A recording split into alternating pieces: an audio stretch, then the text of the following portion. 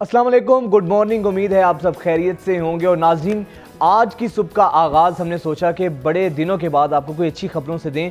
और आज की जो सुबह का आगाज़ है वो बहुत अच्छा आगाज़ हुआ है, इसलिए कि अब जो ज़ख़ीरा अंदोज़ हैं, जो स्मगलिंग माफिया है जिसने ज़ख़ीरा अंदोज़ी करके चीनी बाहर भेजी, और जिस माफिया ने आटा बाहर भेजा, या जिस माफिया ने डॉलर्स की स्मगलिंग की है, और अब वज़ीर आज़म जो अनवारुल हक काकड़ साहब हैं, हमारे निगरान वज़ीर आज़म, उनकी जानिब से अब ये तय अहकाम जारी कर दिए गए हैं। शदीद तरीन इस बारे में कार्रवाई भी की जा रही है।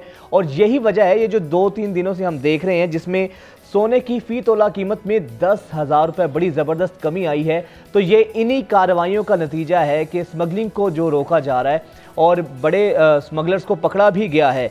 जिस तरह फ्रंटियर कोर बलोचिस्तान ने चीनी स्मगलिंग करने की अफगानिस्तान कोशिश को नाकाम बनाया है।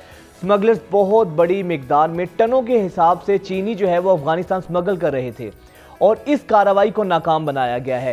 ये जो हम आए रोज़ सुनते हैं, और होता भी ऐसा है कि हम एग्रीकल्चर मुल्क हैं, एक ज़रूरी मुल्क है, उसके बावजूद चीनी महंगी हो जाना, आटे का नापैद हो जाना, और ये तमाम तर वो चीज़ें हैं कि जो हमारी गवर्नेंस से ताल्लुक़ रखती हैं, बैड गवर्नेंस की वजह से। वरना इस मुल्क में वसाइल की कोई कमी नहीं है, वसाइल से माला माल ये मुल्क है। अगर कमी है तो एक विल पावर की है, कमी है तो गवर्नेंस की है, कमी है तो हमारी अहलियत और काबिलियत की कमी है, कमी है तो हमारी तरजीहात की कमी है। और यही वो कमी है जिसके बाइस जो हमें इस तरह की चीज़ें देखने को मिलती हैं। कितनी अचंभे की बात है, हैरत की बात है कि एक ज़रूरी मुल्क में आटा नायाब हो जाए, आटा महंगा हो, और एक ज़रूरी मुल्क में चीनी नापैद हो जाए। अच्छा, उसके बाद हमने देखा है कि डॉलर की कीमत में भी कमी आई है। डॉलर की ओपन मार्केट कीमत में जो कीमत है उसमें मज़ीद 11 रुपये कमी आई है, और कीमत 312 रुपये की सतह पर आ गई है। क्रैकडाउन की बदौलत ओपन मार्केट में अब जो डॉलर है उसकी कीमत में 2 रोज़ के दौरान, सिर्फ 2 रोज़ में 23 रुपये डॉलर की इस परवाज में कमी आई है। जबकि इंटरबैंक मार्केट में डॉलर की कदर 12 पैसे की कमी से 306 रुपये 97 पैसे पर बंद हुई है। और इस तमाम तर चीज़ों का क्रेडिट दिया जा रहा है ये जो अब इन मुआशी दुश्मनों के ख़िलाफ़, ये जो मुआशी दहशतगर्द हैं, इनके ख़िलाफ़ ये जो कार्रवाई की जा रही है और ये जो स्मगलिंग को रोका गया है, तो उसकी बदौलत हमें ये कीमतों में कमी देखने को मिल रही है।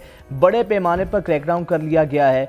और इस मामले में जो निगरान वज़ीर दाखिला हैं सरफराज बुखरी साहब, उन्होंने कहा है कि निगरान वज़ीर आज़म अनवारुल हक काकड़ साहब की हिदायत पर मुल्क भर में अब बिला तफरीक कार्रवाई हो चुकी है, और इसका बाकायदा आगाज़ कर दिया गया है। उधर FC बलोचिस्तान शुमाली ने भी गुज़िश्ता शब कामयाब ऑपरेशन किया है और चीनी स्मगलिंग की कोशिश को नाकाम बना दिया है।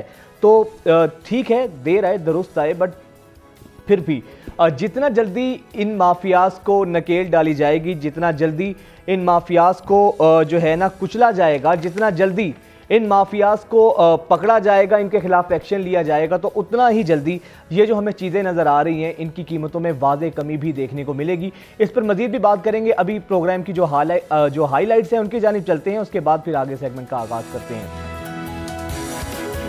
कुंडे खुफिया तार डायरेक्ट लाइन, बिजली चोरी किन किन तरीकों से की जाती है। इमाम और रिजवान की जिम्मेदाराना बैटिंग नंबर 1 की एक और फतह, कोलंबो का मैदान कैसे पार होगा। यूरोप जाने वाले तलबा के लिए बुरी खबर। हमजा शहबाज की लब कुशाई, नवाज शरीफ की मदा सराई, नून लीग का बयानिया कैसे मुतासिर करेगी महंगाई। और बात करेंगे लाहौर या कराची, कौन सा शहर बेहतरीन है। तो नाज़रीन, ये तो हमारी हाईलाइट्स थी जिनकी हमने बात की है, और दीगर अहम सेगमेंट्स भी इस प्रोग्राम का हिस्सा होंगे। अब ज़रा बात करते हैं जनाब बिजली चोरी के ऊपर। बिजली चोरी, इसके बारे में हर शहरी जो परेशान है, वजह यह है कि जब बिजली चोरी होती है, जो लाइन लॉसेस में हमें कमी देखने में आती है, तो इसका खमियाजा आपको और हमारे जैसे उन तमाम पाकिस्तानियों को भुगतना पड़ता है जो बाकायदगी से बिजली के बिल्स देते हैं, जो टैक्सेस देते हैं, डायरेक्ट टैक्सेस अलहदा देते हैं, इनडायरेक्ट टैक्सेस अलहदा देते हैं, और बिजली के बिल्स में किन किन चीज़ों की हमें मद के अंदर जो है टैक्स देना पड़ता है। रेडियो जिसको शायद आपने या मैंने या हमारे बड़ों ने कभी सुना होगा, हमने तो देखा भी नहीं होगा, उसकी मद में भी टैक्स हमें देना पड़ता है। और उसके बाद फिर बाकायदा पीटीवी की फ़ीस। अब पाकिस्तान टेलीविज़न, मुझे तो ये भी याद नहीं है कि लास्ट टाइम कब देखा था, उसकी फ़ीस भी हमें देनी पड़ती है। उसके अलावा सरचार्ज प्लस और क्या क्या टैक्सेस है। मतलब यूनिट्स आपके अगर 300 हैं, उन यूनिट्स की कीमत इतनी नहीं होगी जितनी उन बिल्स के अंदर टैक्सेस की मद में हमें फ़ीस देनी पड़ती है। लेकिन इसकी वजह फिर बराह रास्त इसका भी ताल्लुक हमारी बैड गवर्नेंस से है। गवर्नेंस बैड क्यों है? अगर बिजली चोरी को रोक लिया जाए, पाकिस्तान में जो अभी रिपोर्ट सामने आई है, पाकिस्तान में एक साल के दौरान, अब ये ज़रा गौर से सुनिएगा, पाकिस्तान में एक साल के दौरान 380 अरब रुपए की बिजली चोरी हुई है। जबकि ये अदादो शुमार जो हैं रवा साल फरवरी में ये कौमी असम्बली की कायमा कमेटी में पेश किए गए थे। ये कोई ऐसे अदादो शुमार नहीं थे, बाकायदा इस पर वर्किंग की गई थी। उसके बाद कायमा कमेटी जो नेशनल असम्बली की है, ये उसमें पेश किए गए थे। अच्छा, आगे चलिए। इस रिपोर्ट के मुताबिक गुज़िश्ता साल 200 अरब रुपए बिजली के कुंडों और 80 अरब रुपए की बिजली मीटर्स के जरिए चोरी की गई है। 300 अरब रुपए की बिजली चोरी अलग हुई है, और जो चोरी बिजली के कुंडों और मीटर्स चोरी की मद में है वो है 280 अरब। ये तकरीबन 500 साढ़े 500 अरब रुपए बन जाता है। और रवां साल बिजली चोरी का जो तखमीना था वो 520 अरब लगाया गया है। यानी कि हर साल 520 अरब रुपए की बिजली हमारे मुल्क में चोरी हो रही है। आप तसव्वुर भी नहीं कर सकते, इससे बुरी बैड गवर्नेंस, इससे बुरी गवर्नेंस हमारी क्या होगी। तो ये हालात हैं। अच्छा, आगे चलिए। अब ये चीज़ें तो सारी हैं। अब ये जो 520 अरब रुपए की बिजली चोरी का तखमीना लगाया गया है, इसको अब मीट ओवर कैसे करेंगे? वो आपसे और मेरे जैसों से करेंगे जो टैक्सेस देते हैं। उन लाइन लॉसेस का खमियाजा भी आवाम को भुगतना पड़ता है टैक्सेस के हवाले से। अब फिर उसके बाद जब वज़ीर-ए-आज़म साहब को बड़ा कौम का दर्द जागा और बिजली के इस महीने जितने भारी भरकम बिल्स आए हैं, किसी महीने में माजी में इससे पहले नहीं आए हैं।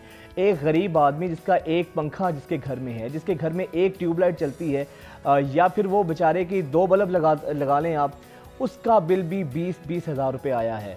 और ये वही बिल है जो आपके और मेरे जैसों की जेबों से निकलवाया जाता है। आप सरकारी मुलाजमीन को यूनिट्स उसी तरह मिल रहे हैं, मुफ्त में मिल रहे हैं। तो ये जो दोहरा निज़ाम है, ये भी कहीं ना कहीं जस्टिफाई करना होगा कि इन हालात के अंदर जब एक गरीब आदमी बेचारा जिसके घर में ना तो एसी है ना तो कूलर है, सिर्फ एक पंखा चलता है, तो उसको भी जब इतने भारी भरकम बिल्स आएंगे। और दूसरी तरफ जुल्म की इंतहा देखें कि एक 21वें ग्रेड का ऑफिसर है जिसकी लाखों में माहाना तनख्वाह है, उसको बिजली के यूनिट्स मुफ्त में मिल रहे हैं। और वो आदमी जो बेचारा 2 वक्त की रोटी को तरसता है, वो आदमी जो जिसको 2 वक्त की रोज़ी रोटी के लाले पड़े हुए हैं, उसको इतने बिल्स दिए जा रहे हैं। तो ये निज़ाम फिर कहीं करता हुआ जस्टिफाई हमें नहीं हो पाता है किसी से। और फिर यही वजह है, फिर आवाम के अंदर जो अनरेस्ट, एक बेचैनी पैदा होती है, वो इसी तरह होती है कि हुक्मरानों के तो लल्ले तलल्ले, उनकी अय्याशियाँ, उनकी शाखर्चियाँ तो उसी तरह रहती हैं, लेकिन भाषण दिए जाते हैं, गरीब को भाषण दिए जाते हैं। हमारे जो सियासतदान हैं, हमारे वुज़रा हैं, बड़ी मासूमियत के साथ आके टीवी पर कहते हैं कि जी अगर रोटी खाना मुश्किल है, 2 रोटी की जगह 1 रोटी खा लें, चाय के साथ बिस्किट खा लें। इस तरह के भाषण देकर बेसिकली जो गरीब आदमी है उसके ज़ख्मों पर नमक छिड़का जाता है, उसके ज़ख्मों को जो है ना मज़ीद उस पर नमक फेंका जाता है। तो ये जो दोहरा रवैया है, यही बुनियाद लेता है बेचैनी की, फ्रस्ट्रेशन की और अनरेस्ट की। तो अल्लाह करे अब ये जो लाइन लॉसेस जिसकी रिपोर्ट्स पेश की गई हैं, और अब जो अब वज़ीर-ए-आज़म साहब ने एक्शन लेना इस पर शुरू भी किया है। सियासी दहशत गर्दी, दूसरी दहशत गर्दियाँ तो होती हैं, लेकिन इस वक्त जो मुल्क में मुआशी दहशत गर्दी है, इसके ख़िलाफ़ जो एक्शन लिया जा रहा है, तो वो बहुत बड़ा इस हवाले से सवालिया निशान है, बहुत बड़ा सवालिया निशान है। अच्छा, अब ये तमाम तर चीज़ें तो हो रही हैं। अब जो ऑर्डीनेंस है वो भी लाने का फ़ैसला किया गया है बिजली चोरों के ख़िलाफ़, ताकि इन बिजली चोरों को शिकंजे में लाया जाए, इनके खिलाफ शिकंजा कसा जाए। अब ऑर्डिनेंस इससे पहले भी आते रहे हैं, इससे पहले भी एक्शंस होते रहे हैं, लेकिन आप ये देखें कि वज़ीर-ए-आज़म साहब की ज़ेर सदारत 3 दिन मुसलसल 3 दिन सिर्फ बिजली के बिल्स को रिलीफ देने के हवाले से इजलास होते रहे। वो तीनों इजलास बेसूद बेनतीजा, तो उसको फिर जस्टिफाई कैसे करेंगे? तजावीज़ देना, लेकिन हमारी यहाँ पे भी नाअहली खुलकर सामने आई कि हम कोई तजावीज़ नहीं दे सके हैं। सबसे जो बड़ा अलमिया फिर ये देखने को मिला, जिस पर IMF ने बात की, उनको कहा गया कि ये जो रिलीफ होगा ना, ये सिर्फ 6 अरब रुपए का रिलीफ होगा और इसको हम मीट ओवर कर लेंगे। लेकिन IMF ने कहा, और ये हमारे मुंह पर तमाचा है, IMF ने कहा कि आप लोग गलत बयानी कर रहे हैं, आप लोग झूठ बोल रहे हैं हमसे, ये 6 अरब नहीं 15 अरब रुपए का रिलीफ है। तो IMF ने ये तजावीज़ भी हमारी मुस्तरद कर दी हैं। और फिर इस महीने बिल्स के हवाले से देखें, वही तमाम दावे वो बातें थी। 1 रुपए का भी रिलीफ इन बिल्स में नहीं मिल सका है। अब अल्लाह करे आगे सर्दियाँ आएँ, बस अब तो लोगों की यही दुआ है, क्योंकि हुक्मरानों से तो उम्मीदें नहीं है। अब सर्दियाँ आएंगी, AC बंद होंगे, पंखे बंद होंगे, फिर शायद रिलीफ हो। और लेकिन मुझे तो लगता है इस दफ़ा सर्दियों में भी कोई इतना ख़ास, अल्लाह ना करे ऐसा हो, लेकिन सर्दियों में भी इतना ख़ास रिलीफ नहीं मिलेगा, क्योंकि गर्मी की से बिजली से जान छूटेगी तो फिर हम जनाब साहब गैस की लोड शेडिंग शुरू हो जाएगी, गैस के बिल्स में इजाफा कर दिया जाएगा। तो ये है जनाब तमाम तर नोहा। और अब ज़रा खेल पर आ जाते हैं। खेल के मैदान से भी खबरों के बाद अच्छी खबर देते हैं। अब आजकल तो सिर्फ पाकिस्तान में अगर अच्छी खबरें देखने को मिल रही हैं तो सिर्फ और सिर्फ हमारा खेल का मैदान है, हमारे ये खिलाड़ी हैं, ये पाकिस्तानी शाहीन हैं, वो चाहे फुटबॉल से हों, चाहे हमारे एथलीट्स हों, चाहे हमारे ये क्रिकेट के खिलाड़ी हों। तो सबसे अच्छी खबरें जो हैं, एक जो ताज़ा हवा का झोंका है वो इस कौम को कुल तफरी यही बची है कि हमारी टीम खेलों में बहुत अच्छा परफॉर्म कर रही है। एशिया कप जारी है, मुसलसल पाकिस्तान की फतूहात का सिलसिला जारी है और ये तसलसल अल्लाह करे आगे भी ऐसे ही बरकरार रहे। और जिस तरह कल पाकिस्तान ने सुपर 4 मरहले के पहले मैच में बांग्लादेश को 4 विकेट से शिकस्त दी है और बहुत ज़बरदस्त ये मैच रहा। सबसे अच्छी चीज़ जो इस मैच की मुझे लगी कि रिजवान जो हैं उन्होंने दोबारा कमबैक किया है। बहुत देर से उनकी कोई कारकर्दगी इतनी कोई मज़े की नहीं चल रही थी, तो अब रिजवान ने जिस तरीके से रिजवान ने कारकर्दगी का मुजाहरा किया, ये बहुत अच्छी बात है। उसके अलावा फिर इस मैच में जो एक और अहम चीज़ रही कि जो बाबर आजम है, उन्होंने सिर्फ 31 इनिंग्स में 131 इनिंग्स में 23 वनडे रन बनाने वाले खिलाड़ी भी बन गए हैं। विराट कोहली का रिकॉर्ड उन्होंने तोड़ डाला है। इसके अलावा हमारी जो बॉलिंग लाइन है उसने तो वाकई में तमाम टीम्स को, भारत की हो, अफ़गानिस्तान की हो, श्रीलंका की हो या बांग्लादेश की हो, उन बेचारों को घुटने टेकने पर मजबूर कर दिया है। जमकर खेल नहीं सकते हैं हमारे खिलाड़ियों को। हारिस रऊफ़ ने 4 खिलाड़ी कल आउट किए हैं, नसीम शाह ने 3 किए हैं, शाहीन आफरीदी, फ़हीम अशरफ और इफ्तिखार अहमद ने 1-1 विकेट हासिल की है। बांग्लादेश के कप्तान शकीबुल हसन 57 गेंदों पर 7 चौकों की मदद से 53 रन बनाकर आउट हुए और इस तरह बड़ा ज़बरदस्त मैच रहा और पाकिस्तान ने ये कामयाबी हासिल की है। पाकिस्तान ने 194 रन का हदफ जो है 39.3 ओवर्स में अबूर किया, हासिल कर लिया है। अब आगे सबसे अहम मैच जो आगे 10 सितंबर को होने जा रहा है पाकिस्तान और भारत का, क्या ये मैच भी बारिश की नज़र हो जाएगा? क्योंकि भारतीय बोर्ड की जानिब से किसी भी तरह के ख़ास तौर पर जो जेशा हैं उनका जो इन मैचेस को लेकर गैर जिम्मेदाराना रवैया रहा है, या पाकिस्तान के खिलाफ उसको मुतासिबाना रवैया कह सकते हैं। गैर जिम्मेदाराना रवैया तो फिर कम है, लेकिन ये जो उनका मुतासिबाना रवैया रहा है उसने क्रिकेट को नुकसान पहुंचाया है। कोलंबो में बारिश हो रही है और ये कहा गया था कि वेन्यू तब्दील किया जाएगा, कोलंबो से मैचेस को मुंतकिल करके हेम्बन-टूटा में मुंतकिल किया जाएगा, ताकि जो पाकिस्तान और भारत का मैच है उसका हाल पुराने मैच की तरह ना हो कि बारिश, इतना ज़बरदस्त मैच था और बारिश ने रंग में भंग डाल दिया। इसके बावजूद के वेदर फोरकास्ट है कि 10 सितंबर को कोलंबो में बारिश होगी। उसके बाद मैच वहां पर रखने का मकसद क्या है? ACCI, एशियन क्रिकेट काउंसिल हो या हमारे ये भारत का रवैया हो, इन सब की इस हवाले से बहुत बड़ा सवालिया निशान जो है ना साबित होते हैं, उनकी जानिबदारी के ऊपर सवाल उठते हैं। अब आगे क्या होगा, इसी पर बात करने के लिए हमारे साथ चौधरी अशरफ साहब सीनियर जर्नलिस्ट हमारे साथ मौजूद हैं।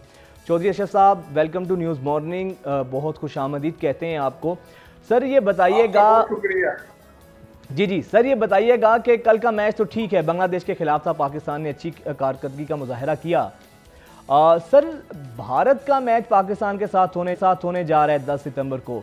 चौधरी साहब, तो अगर वो मैच भी बारिश की नज़र हो गया तो ये तो फिर जानबूझ के लग ऐसे रहा है कि भारत पाकिस्तान से हार के डर की वजह से ऐसी हरकतें कर रहा है कि बारिश आए और बारिश के ऊपर डाल के मैच खत्म हो। तो लग तो ऐसे ही रहा है। आपको क्या तेवर दिखाई दे रहे हैं भारत के? जी बिजात, लगता तो ऐसे ही है कि भारत पाकिस्तान के साथ खेलना ही नहीं चाहता और वो ये बहाने बना रहा है कि किसी तरह या बारिश से उनका मैच मुतासर हो जाए या कोई ऐसी चीज हो जाए जिससे वो वर्ल्ड कप से पहले जो उनके अपने होम ग्राउंड पर खेला जाना है तो वो उसकी टीम को कोई ऐसा धचका ना लगे, कोई उसको शिकस्त का सामना ना करना पड़े। तो दिखाई तो ऐसे ही दे रहा है क्योंकि बहुत अच्छा मौका था। अगर ये मैचेस कोलंबो से हम्बनटोटा में शिफ्ट कर दिए जाते तो वहां पर अच्छा मुकाबला देखने को मिलता दोनों टीमों की। ये देखिए, हार जीत तो अपनी जगह पे होनी थी, लेकिन इस अगर टूर्नामेंट वहां पर शिफ्ट कर दिया जाता तो दोनों टीमों को वर्ल्ड कप के लिए एक अच्छी तैयारी मिल जानी थी।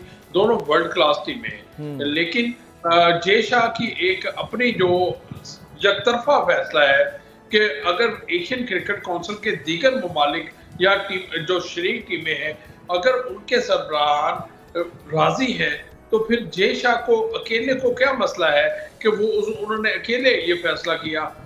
लेकिन हैरान कुन तौर पर है कि शायद वो क्रिकेट को नुकसान पहुंचाना चाहते हैं या उनका एजेंडा है कि जब तक वो भारतीय क्रिकेट बोर्ड या एशियन क्रिकेट काउंसिल में है तो वो किसी तौर पर भी पाकिस्तान के साथ कोई राब्ता नहीं रखना चाहते या पाकिस्तान के साथ अपने तल्लुकात को अच्छा नहीं करना चाहते। जिस तरह राजन बिनी राजीव शुक्ला वो पाकिस्तान के दौरे पर आए तो उन्होंने यहाँ पर आकर क्रिकेट के हवाले से भी बातें की और एक दूसरे ममालिक को करीब लाने की भी बातें की और बहुत तारीफ की है। उन्होंने कहा है कि हमें बादशाहों जैसा हमारे साथ सलूक किया गया है, बड़ा प्रोटोकॉल दिया गया है, मेहमान नवाजी की बहुत तारीफ की है उन्होंने। वजाहत बात यह है कि हम जो पाकिस्तानी हैं, मुसलमान हैं, हमारा सबसे बड़ा तो हम यही है कि जो हम मेहमान की जो इज्जत करते हैं वो हम शायद अपनों की भी नहीं उतनी करते जितनी हम मेहमान को इज्जत कदर देते हैं। तो हमने तो भारतीय जो मेहमान आए उनको इतना इस कदर ज्यादा प्रोटोकॉल दिया, उनको इज्जत अफजाई दी। अब उनकी जानिब से अब वो जाकर वापस अपने मुल्क में जाकर इस इज्जत अफजाई को किस तरह वहां पर पेश करते हैं ये भी देखना है, क्योंकि हमारे यहाँ माजी में जब भी देखा है कि जब भी भारत से कोई लोग इधर आते हैं पाकिस्तान में आकर इधर बड़ी प्यार मोहब्बत की बातें करते हैं। जैसे ही वो ये धारा जो बॉर्डर की धारा है क्रॉस करते हैं तो उनका जाते ही मौकफ तब्दील हो जाता है। तो ये बड़ी हैरानकुन बात है। अच्छा ये बताएं चौधरी साहब, फिर वर्ल्ड नंबर 1 टीम है पाकिस्तान की, उस टीम के साथ इस तरह रवा रखना, ACCI एशियन क्रिकेट काउंसिल है गो के उसके भी भारत के लोग बैठे हैं वहाँ पर, लेकिन इसके बावजूद क्या वर्ल्ड रैंकिंग में नंबर 1 आने वाली टीम का कोई हक नहीं है, या फिर हम अपने आप से कोई स्टैंड लेने से डरते हैं? भारत ने कहा मेज़बानी का हक हमारा था, 15 साल के बाद अगर मेज़बानी मिल गई थी, भारत ने सिक्योरिटी को जवाब बनाकर कहा हम नहीं आएंगे। हमने उस पर भी, अब इसको कमज़ोरी कहें, हमारी बुज़दिली कहें या क्या आला ज़रफ़ी कहें, कि हमने कहा कि ठीक है हाइब्रिड मॉडल पे आ जाते हैं, भारत ना आए हम दूसरे वेन्यू पर मुंतकिल हो जाते हैं, न्यूट्रल वेन्यू पर चले जाते हैं। तो चौधरी साहब ये बार बार जो कहीं हमारी कमज़ोरी का, हमारी इसका जो हम हर चीज़ पे जो कॉम्प्रोमाइज़ करते हैं, इसका गलत फ़ायदा उठाया जा रहा है भारत की जानिब से। बिल्कुल आपने दुरुस्त कहा कि भारत हमेशा हमारे फैसलों का या हमारी कमजोरी का या हमारी तरफ से नरम दिली का जो मुजाहरा किया जाता है उसका वो भरपूर फायदा उठाता है और वो चाहता है कि जितना नुकसान पहुंचा सके। अब क्योंकि हाइब्रिड मॉडल पाकिस्तान ने क्यों पेश किया था, उसकी बहुत बड़ी वजह यह है कि 2025 में जो हमने चैंपियंस ट्रॉफी की मेजबानी करनी है, हमने उससे पहले दुनिया को और ACC को, ICC को ये बताना है कि हम एक से ज्यादा टीमों की मेजबानी यहाँ पर कर सकते हैं। क्योंकि जब से 2010 का वाकया हुआ उसके बाद से कोई 3 नेशन कोई ऐसा इवेंट हम नहीं करा सके कि हम यहाँ पर बता सकें उन लोगों को कि हम यहाँ के लिए तैयार हैं, हमारे वेन्यू तैयार हैं। और ये जो एशिया कप एक ऐसा टूर्नामेंट था जिसमें 5-6 टीमें शरीक थी। अगर भारत भी आ जाती तो अब ये आप देखें कि 5 टीमें पाकिस्तान में आके खेल चुकी हैं और 6ठी टीम सिर्फ भारत यहाँ पर नहीं आई और एक भारत की खातिर यहाँ पर हाइब्रिड मॉडल के तहत न्यूट्रल वेन्यू पर मैचेस खेलेंगे। और बड़ा ही जरूरी था कि हम लोगों को और दुनिया को एक पैगाम दे सकें कि यहाँ पे ये हम जो स्पोर्ट्स लविंग कंट्री है, हमारे जो लोग हैं वो स्पोर्ट्स से प्यार करते हैं। तो ये तो हमने साबित भी कर दिया, क्योंकि बड़े खुशनसीबी से जो पाकिस्तान में 4 मैच खेले जाने थे, इसमें नेपाल भी यहाँ पर खेल के गया, श्रीलंका ने भी यहाँ पे खेल लिया, बांग्लादेश ने भी यहाँ पर खेल लिया, अफगानिस्तान ने भी यहाँ पर खेल लिया। देखिए ये बड़ा बड़ा खुशायद मैसेज गया है। अब हमें 2025 की जो चैंपियंस ट्रॉफी है उससे पहले पहले आईसीसी को ये बाबर करवाना है कि हमने करवा लिया। अब आईसीसी का इवेंट है, जिस तरह हम आईसीसी के इवेंट में भारत जाकर खेल रहे हैं, तो भारत को भी चाहिए कि अब आईसीसी के इवेंट में 25 में पाकिस्तान बगैर किसी लेतोलात के वो पाकिस्तान आए और यहाँ पर आकर मैचेस खेले। बेशक वो जो बाम्बी सीरीज है वो हमसे ना खेले, लेकिन आईसीसी के इवेंट में वो अब किसी किस्म का कोई रुकावट पैदा ना करे पाकिस्तान के रास्ते में। लेकिन चौधरी साहब, आइंदा के लिए ये प्रेसिडेंट हम क्यों सकते हैं कि अगर भारत इस तरह के हरकतें करता है तो फिर पाकिस्तान भी जाने से साफ इनकार कर दे। पाकिस्तान के बगैर एशिया कप हो या वर्ल्ड कप हो, वो सर मैचेस फीके हैं, बेमज़ा मैचेस हैं। पाकिस्तान की शमूलियत ना होना तो वो भी एक बहुत बड़ा पैगाम होगा। कोई एक आधा इस तरह का भी हमें जेस्चर का मुजाहरा करना चाहिए कि कब तक हम उनकी अपनी चीज़ों पे कॉम्प्रोमाइज़ करते रहेंगे और वो इसी चीज़ का फ़ायदा उठाते रहेंगे। जी मुजाहिद, बिल्कुल ठीक है। आपने जो पिछले दिनों एक भारतीय सहाफ़ी को अपने प्रोग्राम में लिया था, तो उन्होंने क्या कहा था? उन्होंने भी तो यही कहा था, बिल्कुल यही कहा था। यही कहा था कि पाकिस्तान किसी जगह पे तो स्टैंड ले ना, पाकिस्तान अपने पांव पे खड़ा हो, पाकिस्तान अपना फैसला करे, पाकिस्तान दुनिया को जवाब दे। और उनकी बात से बहुत बड़ा उनकी बात पे वजन था कि पाकिस्तान किसी जगह पे खड़ा होकर जब इनकार करेगा, क्योंकि पाकिस्तान और भारत के बगैर ये क्रिकेट अधूरी है। ये क्रिकेट या कोई भी बड़ा इवेंट उनके बगैर मुमकिन नहीं है, क्योंकि सबसे बड़ा रेवेन्यू, सबसे बड़े आई बॉल जो है ना, वो पाकिस्तान और भारत के मैच के दौरान होता है। तो ये अगर पाकिस्तान किसी जगह पर इनकार कर जाता है, डट जाता है कि मैंने नहीं खेलना भारत के साथ, भारत में चाहे वो टूर्नामेंट हो, फिर आईसीसी मजबूर हो जाएगा। आईसीसी क्रिकेट के साथ जो जितने रुकन ममालिक हैं, वो फिर आईसीसी और भारत पर दबाव डालेंगे कि आप ये गलत कर रहे हैं। देखिए, मैं हमेशा कहता हूँ, आईओसी चार्टर के तहत अगर कोई मुल्क किसी दूसरे मुल्क में जाकर नहीं खेलता या उस मुल्क की टीम को अपने मुल्क के लिए वीजा नहीं देता, तो आईओसी जो है, इंटरनेशनल ओलंपिक कमेटी जो है, उस मुल्क की रुकनियत मुअत्तल कर देती है और उस मुल्क पर कोई भी इवेंट उसकी मेजबानी देने से मना कर देती है, बैन कर देती है। इसके साथ साथ ना सिर्फ आईओसी, इसके साथ साथ जो फीफा है, फीफा का भी असूल यही है कि जब आप वर्ल्ड कप क्वालिफाई हो या एशियन क्वालिफायर हो, तो आपको होम एंड अवे की सीरीज जो है वो खेलनी पड़ेगी। आपको जाना पड़ेगा उस मुल्क में जिस मुल्क के साथ आपका मैच रखा गया है। तो यही कानून होना चाहिए आईसीसी में भी, कि आईसीसी जब ये चीज तय कर लेता है कि किसी मुल्क में कोई इवेंट है, तो उस टीम को वहां पर जाना चाहिए। अगर ऐसे आईसीसी कोई कानून बनाएगा तो फिर ही आईसीसी की भी कद काट उसका भी बढ़ेगा और लोग उसको मानेंगे। ठीक है, अगर यही हो चौधरी साहब, भारत बिल्कुल ये तो ठीक कही। अब जरा मैच की तरफ आते हैं, जो 10 सितंबर को मैच होने जा रहा है पाकिस्तान और भारत का। लेट्स सपोज अगर बारिश नहीं होती है तो किस तरह का मैच आप एक्सपेक्ट कर रहे हैं पाकिस्तान और भारत का? देखिए जी, जिस तरह जो पहला मैच है भारत ने बैटिंग की, पाकिस्तान को बैटिंग का मौका नहीं मिला, और पाकिस्तान ने जो बांग्लादेश के खिलाफ जो बैटिंग की है हमारे खिलाड़ियों का, क्योंकि अफगानिस्तान के खिलाफ तो हम पहले ही खेल चुके हुए थे, और उसके खिलाफ जो हमारी नेपाल के खिलाफ हमने बैटिंग की है, नेपाल के खिलाफ हमने अच्छा बोर्ड पर रन बनाए। तो हमारी बैटिंग लाइन तो पूरी तरह तैयार है कि किसी तरह पे भी भारत के खिलाफ मैच होगा तो उसमें पाकिस्तानी शाहीन जो है, पाकिस्तानी बल्लेबाज जो है, वो बड़ा रन करेंगे। क्योंकि भारत की इस वक्त की जो बॉलिंग है वो कमजोर तरीन बॉलिंग है, और हमारे पास दुनिया के स्टार फास्ट बॉलर मौजूद हैं जिन्होंने अपने हैसियत को साबित भी किया। अभी शहनशाह अफरीदी हो गया, अगर हारिस रऊफ हो गया, नसीम शाह हो गया, ये हमारे पास जो पेस बैटरी है ना वो बड़ी शानदार है। और भारत को इस पहले भी हमने मुश्किलात से दो चार किया, बारिश ने बचा लिया, वरना वो मैच भी हम जीत जाते हैं आसानी से। ठीक है, अच्छा, रिजवान ने बड़ा अच्छा अपनी फॉर्म में अब वापस आए हैं। तो ये यौम फ़ज़ाइया पर राशिद मिन्हाज शहीद निशान हैदर के मज़ार पर तकरीब जारी है, और जो वाइस मार्शल साहब थे वो इस तकरीब के मेहमान खुसूसी हैं, वो भी इस तकरीब में मौजूद हैं। नाज़रीन, दीगर अहम सेगमेंट भी शामिल करेंगे। यहाँ एक ब्रेक लेते हैं, ब्रेक के बाद आपसे मुलाकात करते हैं।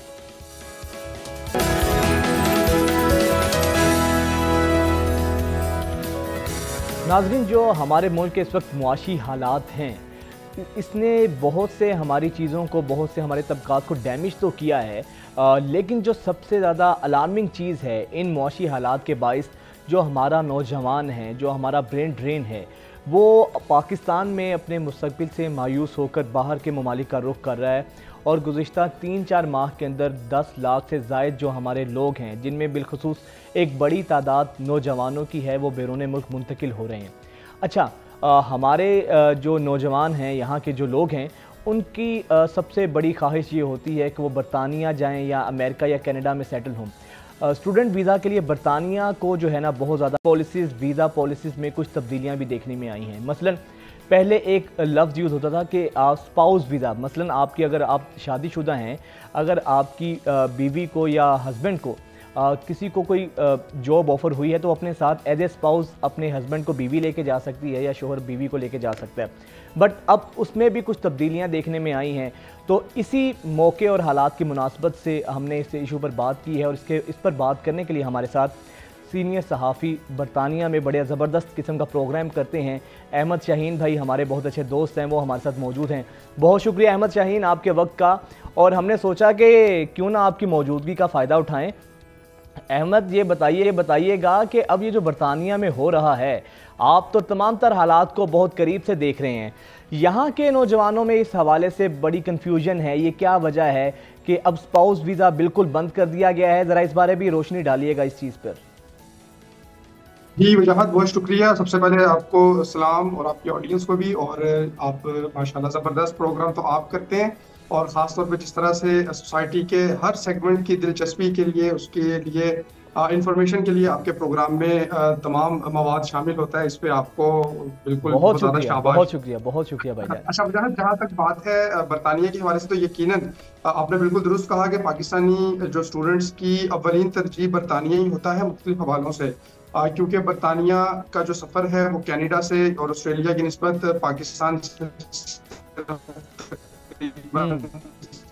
8 घंटे का सफ़र है। ये इतना दूर लगता भी नहीं। फिर बरतानिया में जितनी बड़ी तादाद में पाकिस्तानी मौजूद हैं, ऑलरेडी यूरोप में सबसे ज़्यादा जो पाकिस्तानी रहते हैं वो बरतानिया में ही रहते हैं, तो इसलिए आपको कोई कल्चरल शॉक नहीं महसूस होता। तो इस वजह से एक तवील अरसे तक, बल्कि अभी भी पाकिस्तानी स्टूडेंट्स जो हैं बड़ी तादाद में, वो यही चाहते हैं कि बरतानिया का जो वीज़ा है वो हासिल करें। और चूँकि स्टूडेंट वीज़ा सिक्योर करना निस्बतन दीगर वीज़ों की जो निस्बत आसान है, तो इसलिए बरतानिया का रुख करते हैं। अभी बिल्कुल इसी साल असल में कुछ ऐसी चेंजेस हुई हैं जिसकी वजह से थोड़ा सा महसूस ये हो रहा है कि शायद कुछ सख्त कर दिया गया है। लेकिन वो जो सख्ती है वो स्टूडेंट के लिए नहीं है। आपने स्पाउस वीज़ा का जिक्र किया, उसमें जो स्टूडेंट है उसकी स्पाउस जो है उसको डिपेंडेंट कहा जाता है वहाँ पे। जैसे हस्बैंड है तो उसका डिपेंडेंट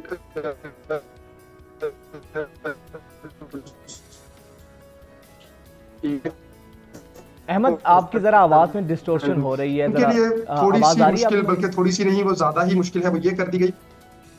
ठीक है, अब आवाज मुझे आपकी बिल्कुल दुरुस्त आ रही है। ठीक है, बोलिएगा प्लीज।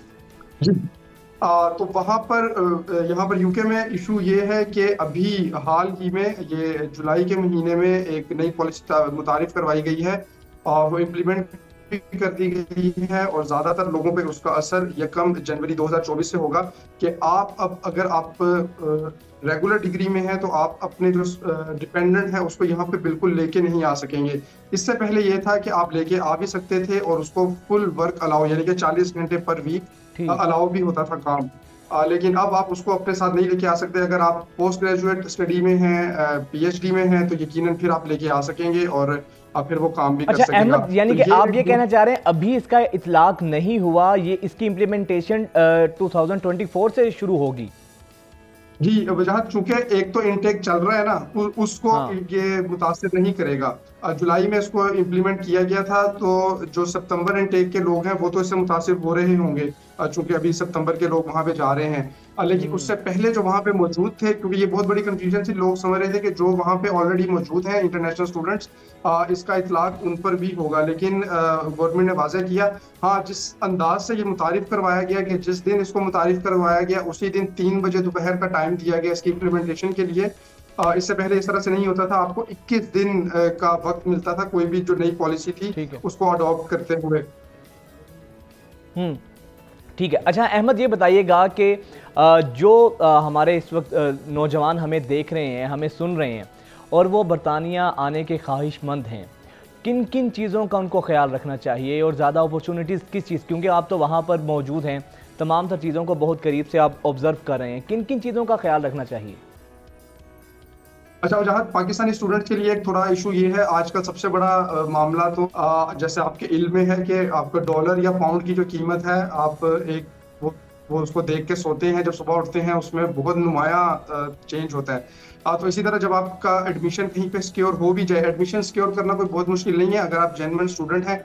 तो जो उसकी रिक्वायरमेंट्स हैं, क्योंकि यूके तो चाहता है, बरतानिया चाहता है, बल्कि जितने ये बड़े ममालिक हैं, आप कनाडा की मिसाल ले लें, ऑस्ट्रेलिया की ले लें, इनकी यूनिवर्सिटीज़ तो चाहती हैं कि बड़ी तादाद में स्टूडेंट्स जो हैं वो यहाँ का रुख करें। उसमें एक दिलचस्प बात मैं आपको ये भी बताता चलूँ बरतानिया के हवाले से, आपके इल्म में होगा लेकिन आपके नाज़रीन को मैं बताना चाहूँ कि जो इंटरनेशनल स्टूडेंट की फीस है वो बरतानवी नौजवान के मुकाबले में दुगनी है। जो भी इंटरनेशनल स्टूडेंट है वो डबल फीस पे करेगा बनिस्बत जो बरतानवी शहरी है। अब इस वजह से फीसेस ऑलरेडी बहुत ज्यादा है। पाकिस्तानी चूंकि उन्होंने और कुछ वैसे ही पाउंड माशाल्लाह इतना ऊपर चला गया है, उसको तो अफोर्ड करना ही बहुत ज्यादा मुश्किल हो गया है। दुरुस्त। तो अगर एक आपने अपनी कैलकुलेशन की कि आपको 12 लाख 15 लाख में एक एडमिशन आपको मिल रहा है, उसकी फीस आपने अदा करनी है, वो जब तक आपका एडमिशन सिक्योर हुआ उसके बाद प्रोसेस होता है 1 हफ्ते में ही। अगर पाउंड की कीमत जैसे हमने देखा पिछले 2 वीक में बहुत ज्यादा उसमें चेंज आई, तो वो जब आप फीस जमा करवाने जाएंगे उस वक्त जो पाउंड का रेट होगा तो वो आपके लिए एक नुमाया मुश्किल है जिसको मद्देनजर रखना बहुत जरूरी है। इसके अलावा इंटरनेशनल स्टूडेंट्स को बाज़ औक़ात चूंकि माहौल नया मिलता है उनके लिए वो मसला होता है कल्चरल शॉक, लेकिन पाकिस्तानी स्टूडेंट्स को अब बहुत ज्यादा ये इशू नहीं है। जब हम लोग गए थे 2014 तब इतना ज्यादा इस तरह से माहौल नहीं था, लेकिन आपके इल्म में है कोविड के बाद से बहुत बड़ी तादाद में लोग वहाँ पे आए हैं, खासतौर पर स्टूडेंट्स। तो जो बड़ी यूनिवर्सिटीज हैं वहाँ पे आपको बिल्कुल अब अजनबियत महसूस नहीं होती। ना खाने पीने के हवाले से बरतानिया की ये खासियत ये भी है कि आपको हलाल फूड किसी भी कोने में आप जाएं आपको वहाँ पे मिल जाता है। मुस्लिम कम्युनिटी चूँकि 4 मिलियन के करीब जो अफराद हैं, ये 6% बनता है बरतानवी पॉपुलेशन का, वो वहाँ पे मौजूद है, तो इसलिए आपको बहुत ज़्यादा अजनबियत तो महसूस नहीं होती। लेकिन ये जो इश्यूज हैं, जैसे मैंने फाइनेंशियल का जिक्र किया, इसके अलावा कोई और जो दीगर छोटे मोटे इश्यूज हैं ये तो आपको अच्छा फेस करना पड़ अहमद, सकते ये हैं। भी सुनने में आ रहा है कि जो विजिट वीज़ा है उसको काफ़ी कम हो गई है, जो लोग विजिट करना चाह रहे हैं यूके, तो उनके हवाले से भी ऐसी इतलात मुसद्दिका हैं या फिर हमारे लोग कुछ उनको आइडिया ही नहीं होता, अपना केस ही सही तरह पुट नहीं कर पाते, जिसकी वजह से जो रिजेक्शन रेशो है वो बहुत ज़्यादा बढ़ रही है आजकल? जी अच्छा वजाहत, रिजेक्शन रेशो तो बिल्कुल होगी, लेकिन इसमें कोई पॉलिसी, कोई भी मुल्क विजिट वीजा के हवाले से बहुत ज्यादा टाइट पॉलिसी अमूमन नहीं बनाता। चूंकि हर मुल्क खासतौर पे जो यूरोपीय ममालिक हैं वो भी दीगर भी वो तो सेहत को फरोग देना चाहते हैं, उनको मालूम और उनके तो रेवेन्यू में इजाफा होता है इससे। यकीनन ऐसा ही है। उनको मालूम है कि जब सयाह यहाँ पे आएंगे, टूरिस्ट यहाँ पे आएंगे, तो वो बड़ी तादाद में जो आपकी फैसिलिटीज यूज करेंगे और हर फैसिलिटी यूज करने का वो पे करेंगे। इसलिए पाकिस्तानी जो बैकग्राउंड के लोग हैं उनके साथ एक मुश्किल ये जरूर है कि शायद प्रॉपर गाइड नहीं किया जाता। इस वजह से जो कुछ लोगों को हमने देखा कि जो वीजा में रिजेक्शन भी होती है, लेकिन उसके लिए बेहतरीन तरीका ये है कि आप गाइडलाइंस को मुकम्मल तौर पे फॉलो करें। जो डॉक्यूमेंट्स तो मांगे गए हैं वो जरूर दें, लेकिन उसके साथ जो एक्स्ट्रा बाज़ एजेंट आपसे कहते हैं कि ये भी दे दें, वो नहीं मांगे गए तो वो लगाना, उससे आपकी वेटेज में बिल्कुल भी इजाफा नहीं होता। जो चीज़ें मांगी गई हैं वो प्रॉपर तरीके से, जेन्युइन तरीके से उसको करना चाहिए। और ख़ास तौर पे जब हम देखते हैं कि बाज़ लोग टारगेट करके अगर आपकी जो स्ट्रॉन्ग नहीं थी फाइनेंशियल स्टेटमेंट, उसको आप अचानक से ही स्ट्रॉन्ग करके वीज़ा के लिए अप्लाई कर देंगे, तो यकीनी तौर पे वो फिर वहाँ पे जो अलार्म है वो अलार्मिंग सिचुएशन होती है। कई दफ़ा ओवर एफिशिएंसी भी तो हमें ले बैठती है ना। हम बड़ी ये समझते हैं यहाँ के लोग कि बहुत वेल्थी स्टेटमेंट हम उसमें शो करेंगे तो पता नहीं वो कहेंगे इसके पास पैसा बहुत ज़्यादा है, बट उसके अंदर मैकेनिज्म भी होता है कि आपकी, जिसको मनी ट्रेल कहा जाता है ना, कि जस्टिफाई भी तो करना होगा उसको।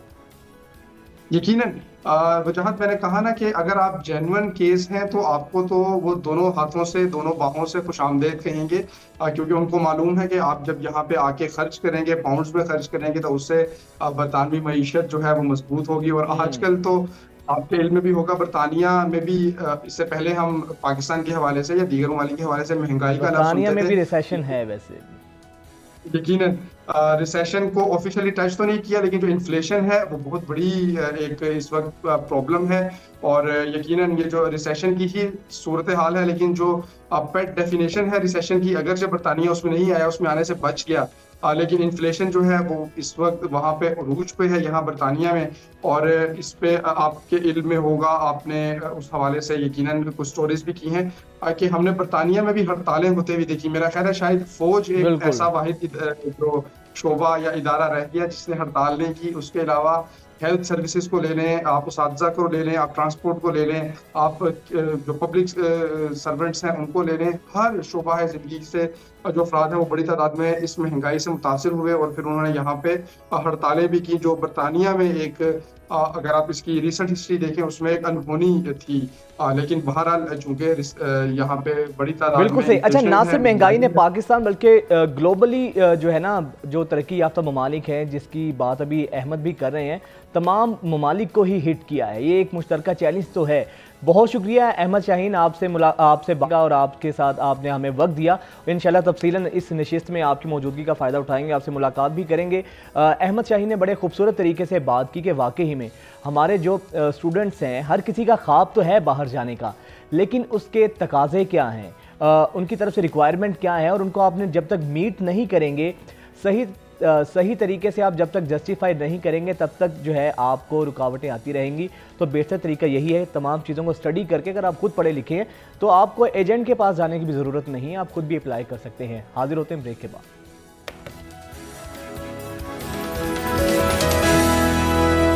Introducing the all-new Sabroso Crispy Chicken Strips. Tastes so good that nothing else matters. Sabroso Crispy Chicken Strips. So crispy, so tender.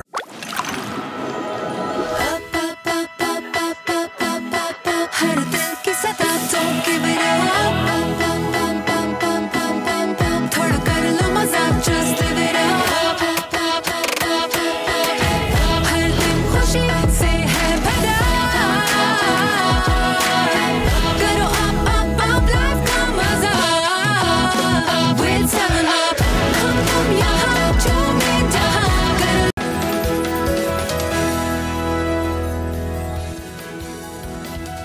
नाज़रीन, वैसे तो हर कोई अपनी और अपने मुल्क की तारीफ़ें करता है, लेकिन जब आपकी मेहमान नवाजी की तारीफ़, आपकी शख्सियत की तारीफ़ आपका दुश्मन करे या कोई गैर करे, तो फिर उसकी बहुत ज़्यादा खुशी होती है और इससे पता चलता है कि वाकई में इसमें कुछ है।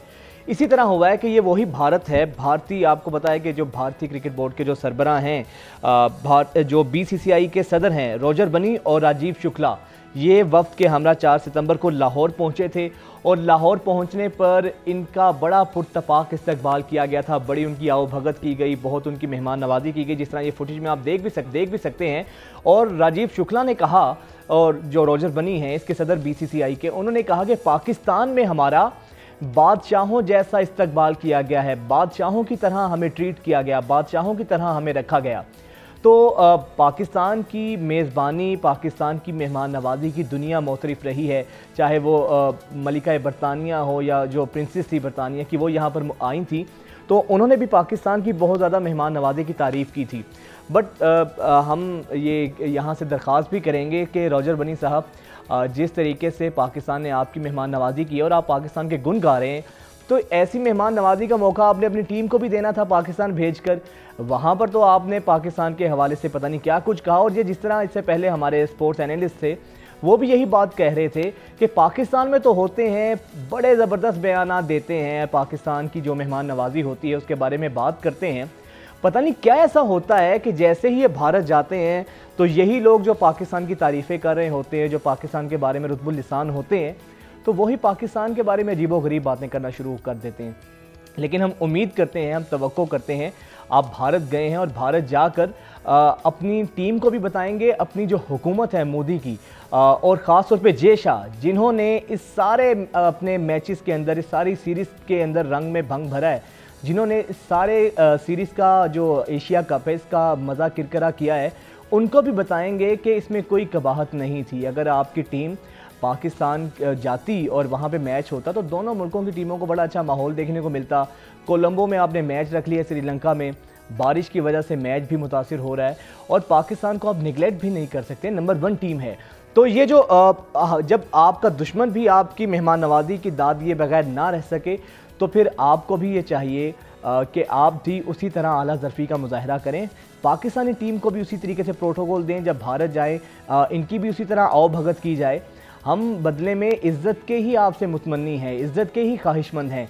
जिस तरीके से पाकिस्तान ने हमेशा अपने मेहमानों को वेलकम किया है, इख्तलाफात होते भी हैं और ये चीज़ें चलती रहती हैं, लेकिन जब कोई आपके घर चलकर आता है तो मेहमान नवाजी का ये तकाजा होता है कि उसको उसी तरह वेलकम किया जाए। और इसी मेहमान नवाजी की पाकिस्तान ने भरपूर मिसाल भी दिखाई है कि वो ख़ुद कह रहे हैं कि पाकिस्तान में हमें बादशाहों की तरह रखा गया है।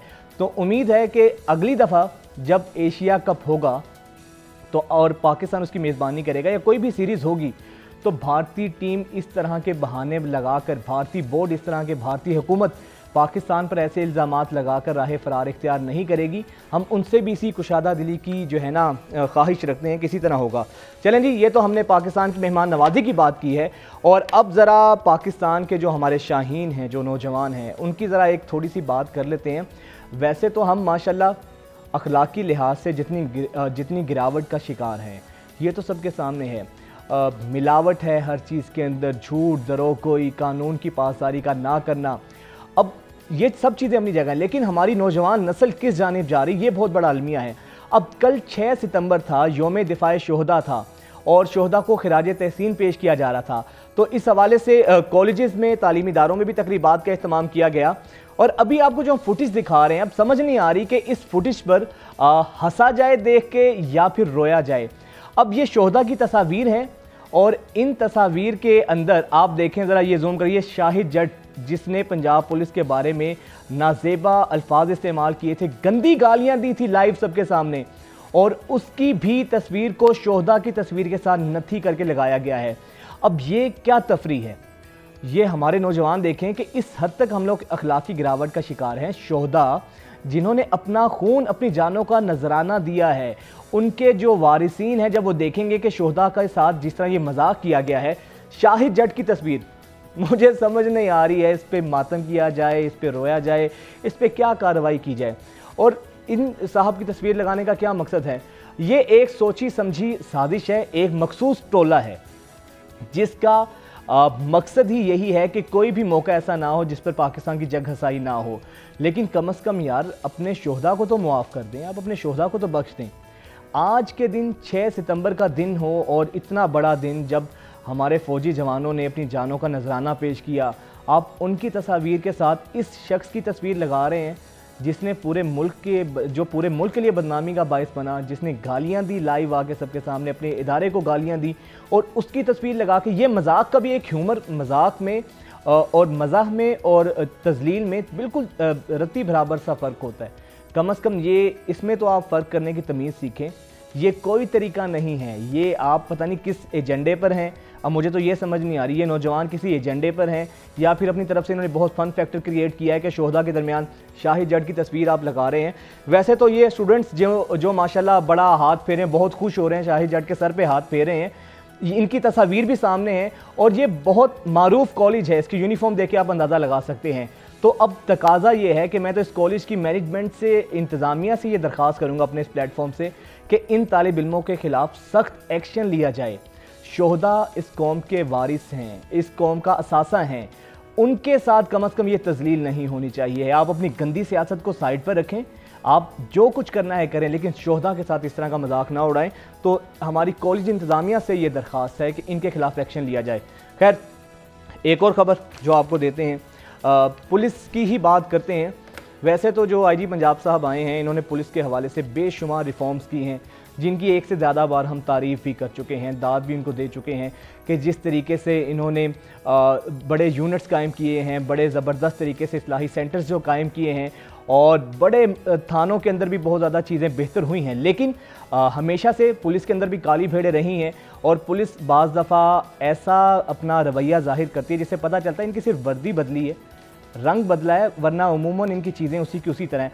अब ये जो फुटेज देख सकते हैं आप, ये देखें, ये वाक़या पेश आया है ज़िला मुजफ्फरगढ़ की तहसील है जतोई, थाना मीर हज़ार खान, जहाँ पर पुलिस एक बेटी के सामने उसके बाप को गिरफ्तार करके लेके जा रही है और उसकी बेटी दुहाइयाँ दे रही है। बेटी के सामने उसके बाप के कपड़े फाड़े गए हैं, उसको बरहना किया गया है।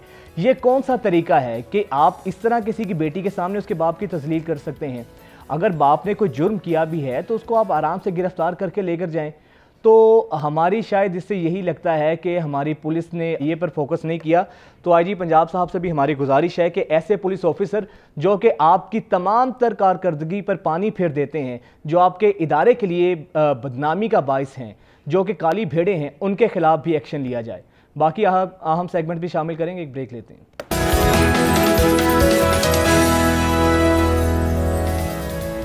नाज़रीन, कहते हैं कि जब इक़्तिदार रुखसत होता है तो वो अपने साथ मोहब्बतें भी ले जाता है।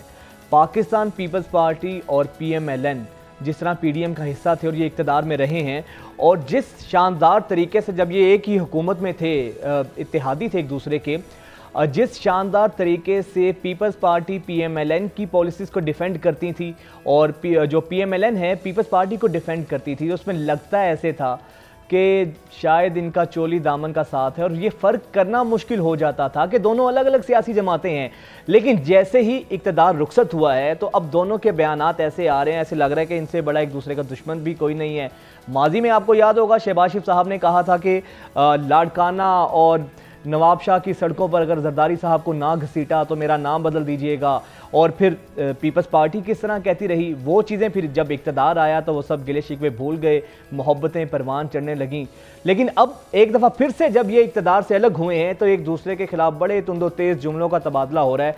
तलाल चौधरी साहब कराची और लाहौर का मवाजना करते हमें कल नज़र आए। उसके बाद पीपल्स पार्टी के जो मेयर कराची हैं मुर्तज़ा वहाब साहब, उन्होंने भी बड़ा जवाब दिया। तलाल साहब ने सबसे पहले क्या कहा आपको वो दिखाते हैं, फिर उसके बाद दीगर चीज़ों पर बात करते हैं। लेकिन हमने कराची को बहुत कुछ दिया है।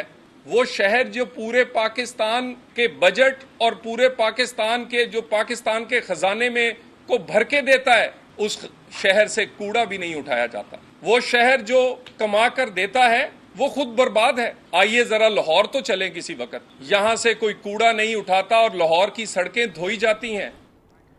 तो जनाब, यहाँ से कोई कूड़ा नहीं उठाता, लाहौर की सड़कें कोई धोई जाती हैं। तो ये तलाल साहब आपको तब क्यों नहीं याद आया कि जब वो आपके साथ शरीके इक़्तिदार थे, इक़्तिदार के मदे तो आप मिलकर लूटते रहे हैं, और अब आवाम को बेवकूफ़ बनाने के लिए, क्योंकि इलेक्शन लड़ना है तो एक दूसरे के मुकाबले में लड़ना है। पंजाब में पीपल्स पार्टी और PMLN आमने सामने होंगी, सिंध में भी यही माहौल होगा। अच्छा, फिर इनकी रिबर्टल में मुर्तज़ा वहाब साहब ने भी इसका रद्द-ए-अमल दिया है। वो क्या कहते हैं वो भी मुलाहिज़ा कीजिए। छोड़ दीजिए, हमें काम करने दीजिए, हम काम कर रहे हैं, काम करेंगे। मैंने कल भी कहा था, आज भी कहता हूँ कि मैं मियां नवाज शरीफ साहब का एहतराम करता हूँ। मुर्तज़ा वहाब साहब कहते हैं कि कराची बहुत बेहतरीन है, तलाल चौधरी साहब कहते हैं कि लाहौर बहुत बेहतरीन है। दोनों दावा करते हैं। सीनियर सहाफ़ी फवाद अहमद साहब हमारे साथ मौजूद हैं। लाहौर और कराची पर बड़ी गहरी नज़र है, यहाँ की सियासत को भी बहुत करीब से देखते और समझते हैं, यहाँ के जो मारूदी हालात हैं उन पर भी उनकी बहुत गहरी नब्ज़ है। बहुत शुक्रिया फवाद साहब, welcome to News Morning. Sir, ये क्या इक़्तिदार से जैसे ही अलग होते हैं इनको एक दूसरे में खामियां भी नज़र आने लगती हैं, एक दूसरे के अवाम का दर्द भी जाग जाता है। लाहौर वालों के हुक्म, जो लाहौर के हुक्मरान हैं तख्ते पंजाब के, उनको सिंध का, कराची का बहुत ज़्यादा दर्द जो है महसूस होने लगता है। वही सूरत हाल सिंध वालों के साथ है। ये क्या सर बड़े अवाम का दर्द जागता है, या कोई अब अवाम को फेस भी करना है तो इसलिए फेस सेविंग के लिए ये सारी बातें और बयानात अब सामने आ रहे हैं? अच्छा, बहुत शुक्रिया वजाद। देखिए, मैं मौजूद इस वक्त लाहौर में हूँ और लाहौर की एक जगह से आपसे मुखातिब हूँ, लेकिन इसका कतई मतलब ये नहीं है कि अगर आप मेरे शहर की आलू वाली बिरयानी पे तनकीद करेंगे और उसका मुकाबला अपने पुलाव से करेंगे तो मैं मान जाऊंगा कि आपका पुलाव अच्छा है और हमारी आलू वाली बिरयानी बुरी है। अगर आप हमारे वहाँ नली निहारी और मगज़ निहारी को यहाँ की जो बोंग पाया उनसे जो है वो कंपेयर करेंगे और मुकाबला करेंगे तो मैं नहीं मानूंगा। मैं कहूंगा नहीं, हमारी निहारी अच्छी है भाई। अगर आप वहां के नाश्ते और यहाँ के नाश्ते को कंपेयर करेंगे, मैं कहूंगा अच्छा जरूर है, ये चने बड़े मजेदार है, वहां नहीं मिलते हमारी तरफ, लेकिन यह कि मैं मानूंगा नहीं। लेकिन अगर मेरिट के ऊपर बात करें, सियासी मामलात की बात करें, तो जाहिर है कि मुनाफकत करना, झूठ बोलना, उसमें कोई बायसनेस दिखाना, ये बहरहाल नाज़रीन के साथ भी ज्यादती है और अपने आप को भी बेवकूफ मुतरादिफ है। जाहिर है कि हम लाहौर में मौजूद हैं, लाहौर में क्या कुछ है, कराची में हम रहते हैं, कराची में क्या कुछ देखते हैं, क्या कुछ महसूस करते हैं जो यहाँ पर हमें महसूस नहीं होता। कल्चर को छोड़ दीजिए, यहाँ के लोगों को छोड़ दीजिए, बिल्डिंग्स की बात कर लें, कंक्रीट की बात कर लें, सड़क के ऊपर पड़ी हुई जो कंक्रीट और जो पत्थर है उसकी बात कर लें, गलियों से उठने वाले कचरे की बात कर लें, गलियों के अंदर जो है वो पक्की और कच्ची होने के को जो है वो उसका मवाजना कर लें। उन तमाम चीजों की तरफ जब हम जाएंगे तो जाहिर है कि हमें ठीक बात करनी पड़ेगी, सच बोलना पड़ेगा, सीवरेज के मामला सच बोलना पड़ेगा। अभी आपके प्रोग्राम में आने से पहले मैंने जाहिर है कि इसके बाद एक जगह जाना है, तो मैं फौरी उठकर जो है वो नहा धोकर निकला, तो मुझे बिल्कुल ये तकलीफ नहीं थी कि यार मैंने जो पानी का नल खोला हुआ है ये कोई 6,000 रुपए का 3,000 में मिलने वाला गैलन ये उसके पानी में इस्तेमाल कर रहा हूँ, बल्कि मुझे पता था कि यहाँ पे पानी का एक मुनासिब सा बिल आना है, लोगों ने उसको देना है और पानी खत्म नहीं होगा। मुझे आवाज नहीं लगाने पड़ेगी कि टैंकर वाले को कॉल कर दो, पानी खत्म होने वाला है, इसका प्रेशर कम हो रहा है। ये जिन इलाकों की मैं बात आपसे कर रहा हूँ कि जिन इलाकों में मुझे पानी 6,000 रुपए का 3,000 गैलन खरीदना पड़ता है, वो कोई और इलाका नहीं, वो कराची का सबसे पोश इलाका है जिसको जिला जनूबी का दिल और डिफेंस कहा जाता है। मैं आपसे कोई कच्चे इलाके की बात नहीं कर रहा, मैं बेचारे कुरंग लोगों की बात नहीं कर रहा कि जो लाइन में खड़े होकर एक एक बाल्टी पानी लेते हैं कि कब वाटर बोर्ड का टैंकर आएगा, वो नलका खोलेगा, एक बाल्टी या हमारे घर में मौजूद ड्रम जो है उससे हम भर कर ले आएंगे। बहरहाल बात तवील होती जाएगी, उस तरफ आते हैं आहिस्ता आहिस्ता कि जो आपके सवाल से मुताल्लिक था। देखिए 2008 में जब मोहतरमा बेनज़ीर भुट्टो का 2007 दिसंबर में इंतकाल हुआ, 2008 में इलेक्शन हुए, इलेक्शन के बाद भी बड़ी मोहब्बत परवान चढ़ी थी, नून लीग और पीपल्स पार्टी ने मिलकर हुकूमत बनाई थी। लेकिन साजिद इंडिया का बीच चौराहे पर जो फूटी, वो हमने देखा कि कुछ अरसे बाद नून लीग जो है वजारतों से अलग हो गई। बुनियादी तौर पर तो एक साहब थे यहाँ पर कि जिन्होंने मुल्क में आइन कानून हर चीज की जो धज्जियां बिखेर दी थी, अगर उनको रोकना था तो इन तमाम सियासी जमातों को आपस में मिलना पड़ता। मैं बड़ी सख्त जुमले उनके लिए कह रहा हूँ कि जो इस वक्त अटक जेल में कैदी नंबर 804 है, लेकिन उनकी सियासत के अंदर मतलब वो जिम्मेदार थे इन तमाम लोगों को आपस में बिठाने का। वो अगर जहां के वाकयात के जिम्मेदार हैं, वहां वो इसके भी जिम्मेदार हैं कि जिनको वो चोर कहा करते थे, जिनको वो डकैत कहा करते थे, जिनको वो अवाम का लुटेरा कहा करते थे, जिनके लिए वो कहते थे कि इन्होंने अवाम को कुछ नहीं दिया, उन्होंने मौका दिया कि वो तमाम लोग आपस के अंदर बैठे, इत्तेहाद बनाए, 14-15 जमातें आपस में मिलकर हुकूमत बनाए। और हुकूमत निकलने के बाद तो यही होता है। आपने बड़ी खूबसूरत बात की कि बड़ी मोहब्बतें परवान चढ़ती थी। मियाँ शहबाज शरीफ साहब कहा करते थे कि जी नवीद कमर साहब को हम अपनी पार्टी के अंदर ले लेते हैं, और बिलावल साहब ने जवाबी तौर पर कहा कि शहबाज साहब आप भी हमारी पार्टी में आ जाएं। ये वही शहबाज साहब है कि जो जरदारी साहब का पेट फाड़ के लूटी हुई दौलत निकाल रहे थे, ये वही शहबाज साहब है बादशाह और लाहौर की सड़कों पर जिनको शहबाज शरीफ साहब जीतने की बात कर रहे थे। लेकिन ये एक साहब और भी है कि जो इस वक्त अटक जेल में है, वो कहा करते थे कि परवेज इलाही पंजाब का सबसे बड़ा डाकू है। तो सियासत के अंदर इस तरह के मामलात होते हैं। वो डाकू आज उनकी पार्टी का सदर है। बहुत सी बातें ऐसी होती हैं कि जिसको आप इक़्तिदार में जब होते हैं, जब साथ होते हैं, तो वो तमाम बुराइयों के ऊपर एक पर्दा जो है वो फिर जाता है, कारपेट के नीचे गंद चला जाता है और आपको पता नहीं लगता क्या हो रहा है क्या नहीं हो रहा। जहां तक बात आ जाए तलाल चौधरी साहब और फिर उसके जवाब में जवाबुल जवाब मुर्तजा वहाब साहब ने, मुर्तजा साहब मेरे जाती दोस्त हैं और जाती दोस्तों के हवाले से हमेशा एक सॉफ्ट कॉर्नर मौजूद होता है कि उसके ऊपर जो है वो कोई उस तरह की तनकीद ना हो। लेकिन बदकिस्मती अगर जो है वो कराची के 2 करोड़ 3 करोड़ शहरियों की हो और उसका मवाजना किया जा रहा हो 12 करोड़ की दारुल हुकूमत लाहौर से, तो ज़ाहिर तकलीफ तो एक पहुंचती है कि मैं कराची के अंदर मौजूद हूँ, मैं टैक्स भी पे करता हूँ, लेकिन मुझे वो सिविक सहूलियात नहीं मिल रही। मैं को ये नहीं कह रहा कि मेरे शहर के अंदर जो है वो एक उड़न खटोला उड़ना चाहिए कि जो मुझे बिल्कुल बेसिक नेसेसिटीज हैं, बिल्कुल बुनियादी मुतालिबात हैं, ये कोई लग्जरीज तो इसमें नहीं है शामिल। मैं ये कह ही नहीं रहा ना कि आपसे कि हमारे यहाँ केबल कार चलनी चाहिए या उड़न खटोला एक होना चाहिए। आपके यहाँ रिंग रोड है तो हम रिंग रोड के बजाय जो है वो एक हवा के अंदर एक रिंग बनाएंगे कि जिसके ऊपर हम उड़ के जाया करेंगे, बैठेंगे। मैं तो आपसे बात ही नहीं कर रहा, मैं आपसे बुलेट ट्रेन की बात ही नहीं कर रहा, मैं तो आपसे मेट्रो ट्रेन की बात भी नहीं कर रहा। मैं तो ये भी नहीं कहता कि कराची लाहौर और कराची के दरमियान ये भी बड़ा फर्क है कि यहाँ पर जो है पूरे शहर को मेट्रोज कवर करती हैं और वहां पर जो है वो एक ग्रीन लाइन चली जो खुद पंजाब से भाई आपकी तो सर्कुलर रेलवे भी थी, वो भी नजर नहीं आ रही। फिर बड़ी एक पिंक बस सर्विस भी शुरू की थी पीपल्स पार्टी ने, उसका क्या बना, जरा उस बारे में भी तो बताइएगा सर। अच्छा देखें, जो चीज अच्छी है उसको अच्छा ही कहा जाएगा, उसके ऊपर तनकीद से प्रेस करना, उसकी तारीफ करना बेहतर है। देर आया दुरुस्त आया, ये जरूर हुआ कि शर्जील मेमन साहब जब वजीर बने तो उन्होंने आने के बाद बहुत से काम किए। उसमें कराची में जो रेड लाइन जिसको आप कह लें, और उसी रेड लाइन के ऊपर कुछ पिंक बसेस जो चल रही हैं, ये कराची की जो इस वक्त मास ट्रांजिट सिस्टम जो भी इसको नाम दे लें उन्होंने, जो भी पीपल्स पार्टी ने नाम दिया हो, बहरहाल वो बहुत अच्छे तरीके से चल रही है। हुकूमत जाने के बाद भी ऐसा नहीं हुआ कि सड़कों से बसें गायब हो जाए। हाँ, मुझे वो सफेद बसें थोड़ी सी कम नजर आती है, मुझे इल्म नहीं है, मैं एक आम शहरी की हैसियत से कह रहा हूँ, मेरे पास उसकी रिपोर्ट नहीं है। लेकिन जो सुर्ख बसें थी वो अपनी पूरी तादाद में नजर आती हैं सड़क पे। जाहिर है कि जब आप गाड़ी में जा रहे होते हैं तो दाएं और बाएं आपको बसें नजर आ रही होती हैं। पिंक बसें भी चल रही हैं, उनके रूट्स में भी इजाफा हो रहा है। यूनिवर्सिटी रोड के ऊपर जो प्रोजेक्ट है वो भी तेजी से चल रहा है, जिस तरह जो आप समझ लें मेट्रो का जो प्रोजेक्ट है, ग्रीन लाइन का भी इतला है कि वो भी ठीक चलती है, लेकिन वो ज़ाहिर है कि फेडरल का प्रोजेक्ट है। मुझे सर एक बात समझ नहीं आती कि कराची से हमारे हुक्मरानों की दुश्मनी क्या है।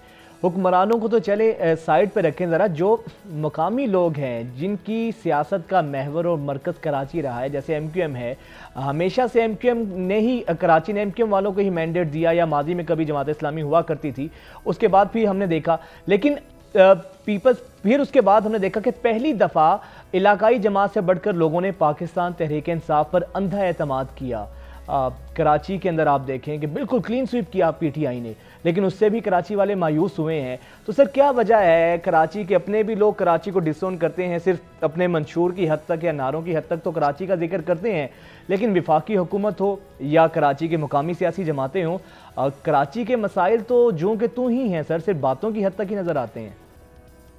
अच्छा देखें, थोड़ी सी ना एकेडमिक बात एक करते हैं इसके अंदर ना वजाद साहब। कराची दायरे के जिस तरह से आपने तस्करा किया, यहाँ पर एक इलाकाई जमात जिसको आप मुत्तहिदा कौमी मूवमेंट कहते हैं, जिसके कायद का मंशूर ये था कि टीवी बेच के असला ले लो, तो उन सारी चीज़ों को अगर हम कुछ देर के लिए भूल जाएं एक रौने ख्वाब की तरह, तो ये एक जनरल एक बात करते हैं, हम ये भूल जाते हैं कि MQM का तस्करा कर रहे हैं, हम ये भूल जाते हैं कि किसी इलाकाई जमात का तस्करा कर रहे हैं, हम ये भूल जाते हैं कि लंदन से किस तरह से कराची जो है वो कंट्रोल होता था, हम ये भूल जाते हैं कि कराची में किस तरह से भत्ते की पर्चियां मिलती थी, हम ये भूल जाते हैं कि गोली जब कागज में लिपटी हुई मिलती थी तो उसके बाद ताजर का क्या हाल होता था, हम ये भूल जाते हैं कि यहाँ बेतहाशा हड़तालें होती थी, हम ये भूल जाते हैं कि यहाँ यौम स्याह के नाम पर जो लोग 12-12, 15-15 मर जाते हैं, हम ये भूल जाते हैं कि 2010, 11, 12 के अंदर एवरेज जो है वो पर डे 12 से 18 लोग मरते रहे। हम ये भूल जाते हैं कि यहाँ पर जो है वो बोरी बंद लाशें मिलती थी, सब कुछ हम भूल जाते हैं।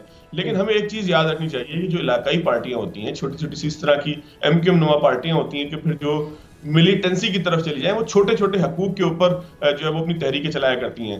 हकीकत ये है कि मुत्तहिदा कौमी मूवमेंट MQM है, जिसके कायद जो है वो लंदन के अंदर तशरीफ फरमाए हैं, वहाँ आराम कर रहे हैं, और जो कहते हैं कि मैं कभी वतन से भागा नहीं, और खुद वहाँ पर मौजूद हैं, और वो बड़े हैरत से कहते हैं कि जी मियाँ वतन से भाग गया, हालांकि वो खुद भी वहीं पर बैठे हुए, उनसे चंद कदम के फासले पर। इस सारी सियासत को छोड़ दें, मसला ये है कि इलाकाई जमातों की बका ही इसमें है कि वो छोटे छोटे मसाइल के ऊपर बात करते रहें। MQM ने कभी कराची को प्रॉपर सिस्टम देने की कोशिश नहीं की, हालांकि वो एक ऐसे वक्त में इख्तिदार में रहे कि जब पीपल्स पार्टी का इख्तिदार MQM की मरहून मिन्नत था, और रहमान मलिक साहब का अक्सर बेशतर जो सारा वक्त था वो 9-0 के बाहर गुजरा करता था, जहां पे वो अल्ताफ हुसैन साहब को मनाने के लिए, उनको जो है वो समझाने के लिए, उनको रझाने के लिए, उनको सियासी तौर पर अपने साथ रखने के लिए गिफ्ट लेके मौजूद होते थे। वहां पर ऐसा महसूस होता था कि उनके ही कारकुन है, और फिर जिसके बाद हमने देखा कि मिर्जावाला और बाकी सारे मामला हुए। इलाकाई जमात की सियासत ही ये है कि वो लोगों के छोटे छोटे इश्यूज को हल ना होने दे, उसके लिए मुतबादिल निजाम दे, लोगों को जिंदा रहने के लिए कुछ ना कुछ देते रहे ताकि वो मर ना जाए, और उनको जो है वो महरूमियों का शिकार करके उस तहरीक को चलाया जाए। अगर आप पूरी MQM की तहरीक को देख लें तो उसमें कत्ल व गारत तो एक जानिब है, लेकिन उन्होंने लोगों की महरूमियों के ऊपर सियासत की। खुद इख्तिदार में बैठ के भी ये कहते रहे कि जी हमें कुछ नहीं मिला, फिर आ जाए पीपल्स पार्टी के ऊपर 13, 14, 15, 18 साल गिरते जाए, पीपल्स पार्टी के इख्तिदार मौजूद है, लेकिन पीपल्स पार्टी बदकिस्मती से कराची से कभी भी उस तरीके से मुंतखब नहीं हुई कि वो कराची का जो है वो कोई ख्याल करती। आप देख लें कि एक पार्टी जो लाहौर से है, उसको कराची का ख्याल बस इतना ही आ सकता है कि वो कभी जाके वहां पे एक मोटरवे बना दे, इतना ही ख्याल आ सकता है कि वो देखे कि यार एयरपोर्ट उतरते हैं मजा नहीं आता, थोड़ा बड़ा एयरपोर्ट बना दे कि हमारा इंटरनेशनल शहर है। जाहिर है कि उसका वोट बैंक उस गली मोहल्ले के अंदर नहीं है कि वो उस गली मोहल्लों के अंदर काम करे। तो पीपल्स पार्टी का मामला भी यही था, जो लोग मुख्तलिफ इलाकों से मुंतखब होकर कराची पहुंचते थे, जाहिर है उनकी कराची के साथ ओनरशिप उस लेवल की नहीं थी। अब आप देखें कि कोशिश भारत पीपल्स पार्टी ने की है, लेकिन वो कोशिश भी बड़ी जो है वो बाइसनेस के साथ मुंसलिक होती है। कि SLGA 2013 के अंदर तो आपने ये इख्तियार नहीं दिया कि मेयर के मातहत जो है वो वाटर बोर्ड भी होगा, मेयर के मातहत सॉलिड वेस्ट मैनेजमेंट बोर्ड भी होगा, और भी मेयर के मातहत बहुत सारी चीजें होंगी।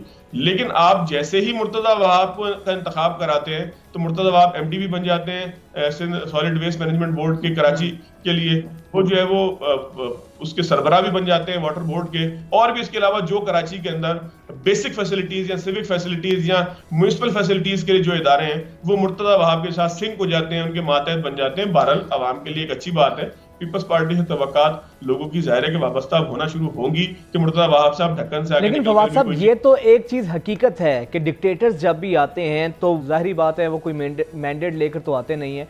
अब हमेशा से जो लोकल बॉडीज़ होती हैं, बल्दियाती निज़ाम बाइख्तियार उन्हीं के टाइम में होता है। मुस्तफ़ा कमाल साहब की मिसाल आपके सामने है, नेमतुल्लाह साहब की मिसाल आपके सामने है। दुनिया में जो डेवोल्यूशन ऑफ पावर है वो तो हमेशा नीचे से शुरू होती है।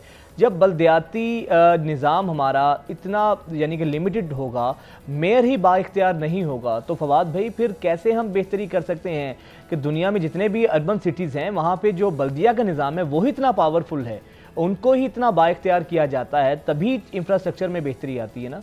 हमारे यहाँ तो मेयर हालात का रोना रोते रोते अपना टाइम पूरा कर जाते हैं। देखिए कुछ रोने वाले भी ज्यादा हैं यहाँ पर, ऐसा नहीं है, काम ना करने के भी 100 बहाने हैं। लेकिन बहरहाल इसकी तस्वीर की एक दूसरी साइड भी देखिए, और वो साइड पर वही इबारत दर्ज है कि जो आप इस वक्त कह रहे हैं कि पावर। बुनियादी तौर पर हमारे अरकान कौमी असम्बली, सूबाई असम्बली का काम कानून साजी है, लेजिस्लेशन है। इसको कहते हैं कानून साज असम्बली।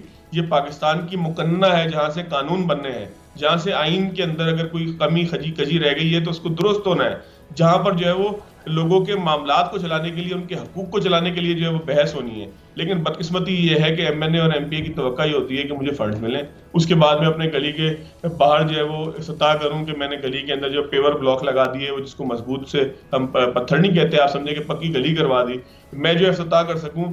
आपको याद होगा सद उमर साहब ने हैंडपंप का इफ्तिताह किया था इस्लामाबाद के। तो अगर सूरत हाल यहाँ तक आ जाए कि MNA जो है वो हैंडपंप कर रहा है, और कहाँ का MNA, वो इस्लामाबाद का MNA, इससे बड़ा मजाक नहीं हो सकता। बिल्कुल जी वजह मैंने कहा बिल्कुल इससे बड़ा मजाक नहीं हो सकता कि इस्लामाबाद का एक MNA और हैंडपंप का इफ्तिताह कर रहे हैं कराची में जाकर, ओ सॉरी वहां पे अपने एरिया में। वतनी का MNA नहीं है वो, चीचा वतनी का MNA है वो, गढ़ी यासीन और शिकारपुर का MNA नहीं है कि वो वहां पर जो है वो हैंडपंप की जरूरत थी और उसने हैंडपंप लगा दिया।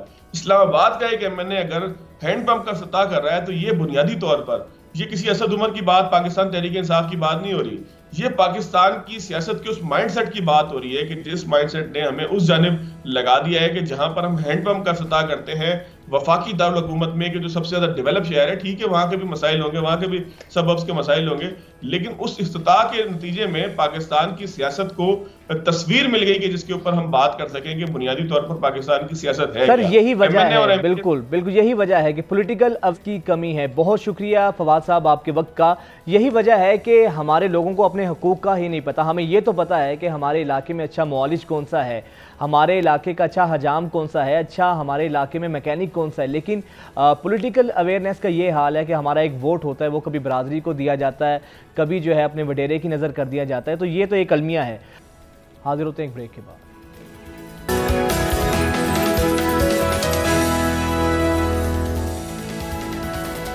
नाज़रीन, जो हमारे मुल्क की मुआशी सूरत हाल है, जो बढ़ती महंगाई है, पेट्रोल की हम बात करें, हम चीनी की बात करें, जो अशाए खुरोनोश हैं, जो हमारी बेसिक कमोडिटीज़ हैं, उनकी बात करें तो हर चीज़ इतनी एक आम आदमी, एक गरीब आदमी की पहुंच से दूर हो चुकी है कि उसको अब हमारी इन सियासी डिबेट्स में, सियासी प्रोग्राम्स में या सियासतदानों की जो लगी लिपटी बातें हैं, रत्ती बराबर भी दिलचस्पी नहीं है। लेकिन नून लीग है कि उनकी महवर मरकज़ है वो सिर्फ नवाज शरीफ साहब की वापसी बनी हुई है।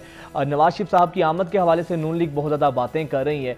और कल हमने देखा कि बड़ी तवील खामोशी के बाद हमजा शहबाज जो हैं वो मैदान में आए, मीडिया के सामने आए और उन्होंने कहा कि नवाज शरीफ साहब बहुत जल्द वापस आ रहे हैं। ना सिर्फ वो वापस आएंगे बल्कि अगले वज़ीर आज़म भी मियाँ साहब होंगे।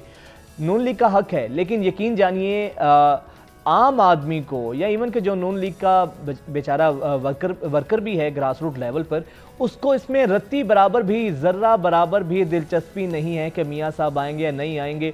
गरीब आदमी को तो 2 वक्त की रोटी के लाले पड़े हुए हैं, उसकी बला से मियाँ साहब आएँ या ना आएँ। लेकिन हमारी चूँकि सियासत है और उसका महवर व मरकज़ शख्सियात होती हैं, हमारे मुल्क का एक बड़ा अलमिया ये भी है कि हमारे मुल्क में इदारे मजबूत नहीं हैं, शख्सियात मजबूत हैं, चाहे वो सियासी जमातें हों या हमारे सरकारी इदारों का अहवाल देख लें तो ये अलमिया होता है। जितने भी डेवलप कंट्रीज़ हैं वहाँ पर शख्सियात इतनी ताकतवर नहीं होती, वहाँ पर सिस्टम ताकतवर होता है, निज़ाम ताकतवर होता है जो चलाता है।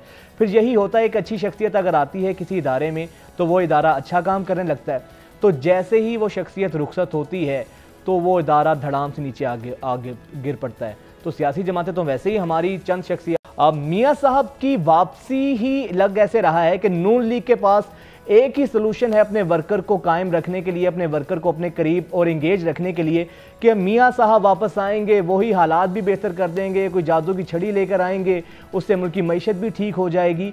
आपको लगता है कि मियाँ साहब की वापसी का कहकर अगर मियाँ साहब वापस आ भी जाते हैं तो जो पॉलिटिकल डैमेज नून लीग को हुआ है वो ज़रा संभल पाएगा, उसमें ज़रा बेहतरी आएगी?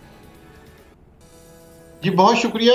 मुस्लिम लीग नून की इंतखाबी मुहिम इस वक्त खासी मुश्किल का और पेचीदगी का शिकार है। उसकी वजह यह है कि इनके पास सरे दस्त ऐसे कोई मुतासिर कुन नारे नहीं हैं। सवा साल जो मियाँ शहबाज शरीफ की बतौर वज़ीर-ए-आज़म कारकर्दगी है उसमें अवामी प्लेटफॉर्म पे पेश करने के लिए कोई ज़्यादा चीज़ें नहीं हैं। जैसा कि हम सबके सामने सारे मंजरनामा है, जिस तरह पेट्रोल की कीमतें हैं, जिस तरह महंगाई बढ़ती हुई नजर आ रही है, तो उसमें मुस्लिम लीग नून के पास परफॉर्मेंस या तरक्की के नाम का कोई इंतखाबी बयानिया नजर नहीं आ रहा। तो चूंकि एक पार्टी जब हुकूमत से निकल के इंतखाबात में जाती है तो वो अपनी परफॉर्मेंस पेश करती है। अब मसला ये है कि मुस्लिम लीग नून चूंकि उसके पास इंतखाबी मुहिम चलाने के लिए परफॉर्मेंस का, तरक्की का बयानिया नहीं है, तो इसलिए अब उन्हें मियाँ नवाज शरीफ के बतौर वज़ीर-ए-आज़म आने का सहारा लेना पड़ रहा है। और उनके पास मैं ये समझता हूँ कि मियाँ नवाज शरीफ की वापसी मुस्लिम लीग नून की इंतखाबी मुहिम का एक आखिरी सहारा है।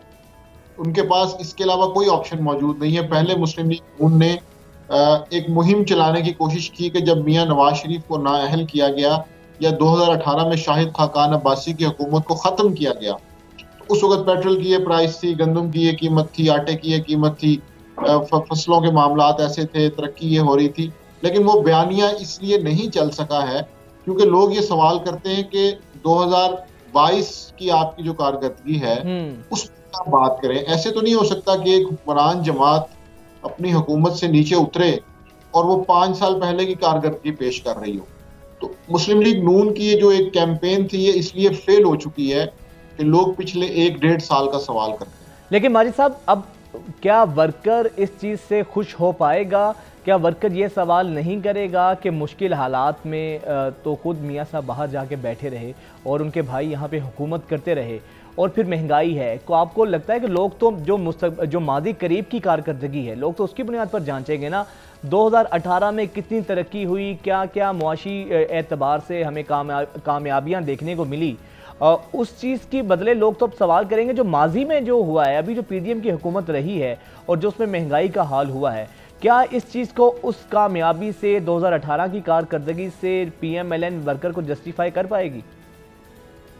जी बहुत शुक्रिया, ये एक अहम सवाल है। उसकी वजह यह कि मुस्लिम लीग नून के इस हवाले से 2 मौक़िफ़ हैं। एक तो पार्टी वर्कर को ये समझ नहीं आ रहा था कि उनकी लीडर मरियम नवाज हैं, हमजा शहबाज हैं, शहबाज शरीफ हैं या मियाँ शरीफ हैं।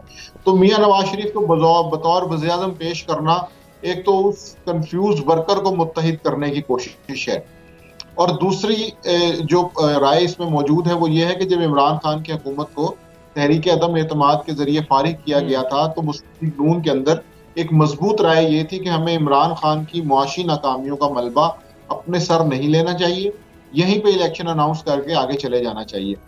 लेकिन उस वक्त एक दूसरा ग्रुप था जिसका ये ख्याल था कि नहीं, हमें हुकूमत में आना चाहिए, शायद उन्हें वजारतों से ज़्यादा लगाव था। तो उस ग्रुप की पॉलिसीज़ की कीमत इस वक्त मुस्लिम लीग नून अदा कर रही है। और जो दूसरा ग्रुप है जो उस वक्त हुकूमत का हिस्सा नहीं बनना चाह रहा था, वो अब मियां नवाज शरीफ के इर्द गिर्द जमा है और वो ये कहते हैं कि ये दूसरे ग्रुप की वजह से हमें मुश्किलात का सामना है।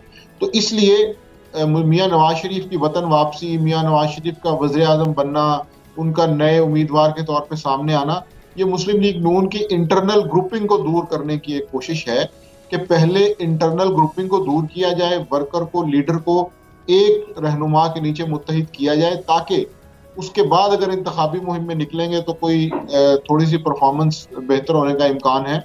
अगर ये भी नहीं होगा और इंतखाबी ले जाएंगे तो फिर नाकामी होगी। अच्छा माजिद साहब, आपको नहीं लगता कि जो नून लीग की जो सियासत का मरकज़ और मैं या जो उनके वर्कर की भी एफिलिएशन है वो सिर्फ नवाज शरीफ साहब से ही उनकी वाबस्तगी है?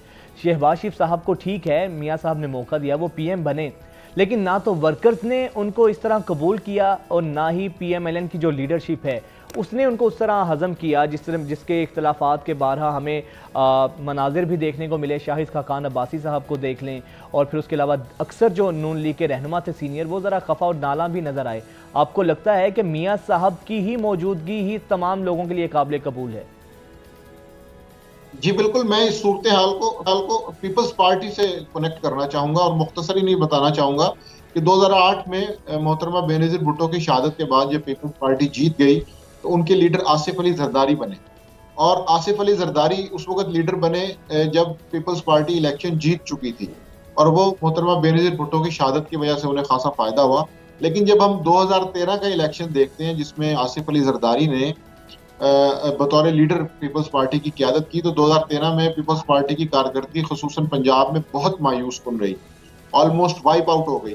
तो इसलिए यही खदशा मियाँ शहबाज शरीफ के बारे में जाहिर किया जा रहा है कि अगर मियाँ शहबाज शरीफ की क़यादत में इलेक्शन लड़ा जाएगा या उनकी 1.5 साल की जो परफॉर्मेंस है उसको सामने रखते हुए इलेक्शन लड़ा जाएगा तो उतनी ही बड़ी नाकामी का सामना हो सकता है।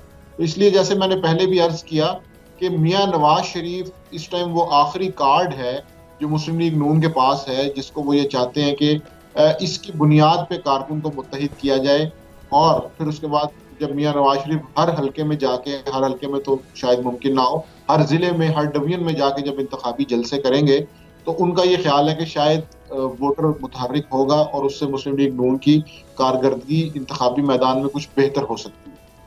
ठीक, अच्छा लास्टली ये बताइएगा माजिद साहब, अब नैरेटिव क्या होगा पीएमएलएन के पास? इससे पहले था वोट को इज्जत दो और वो बड़ा मकबूल हुआ, रेजिस्टेंस की सियासत वैसे ही ख़ासतौर पे पंजाब के अवाम को बहुत पसंद है।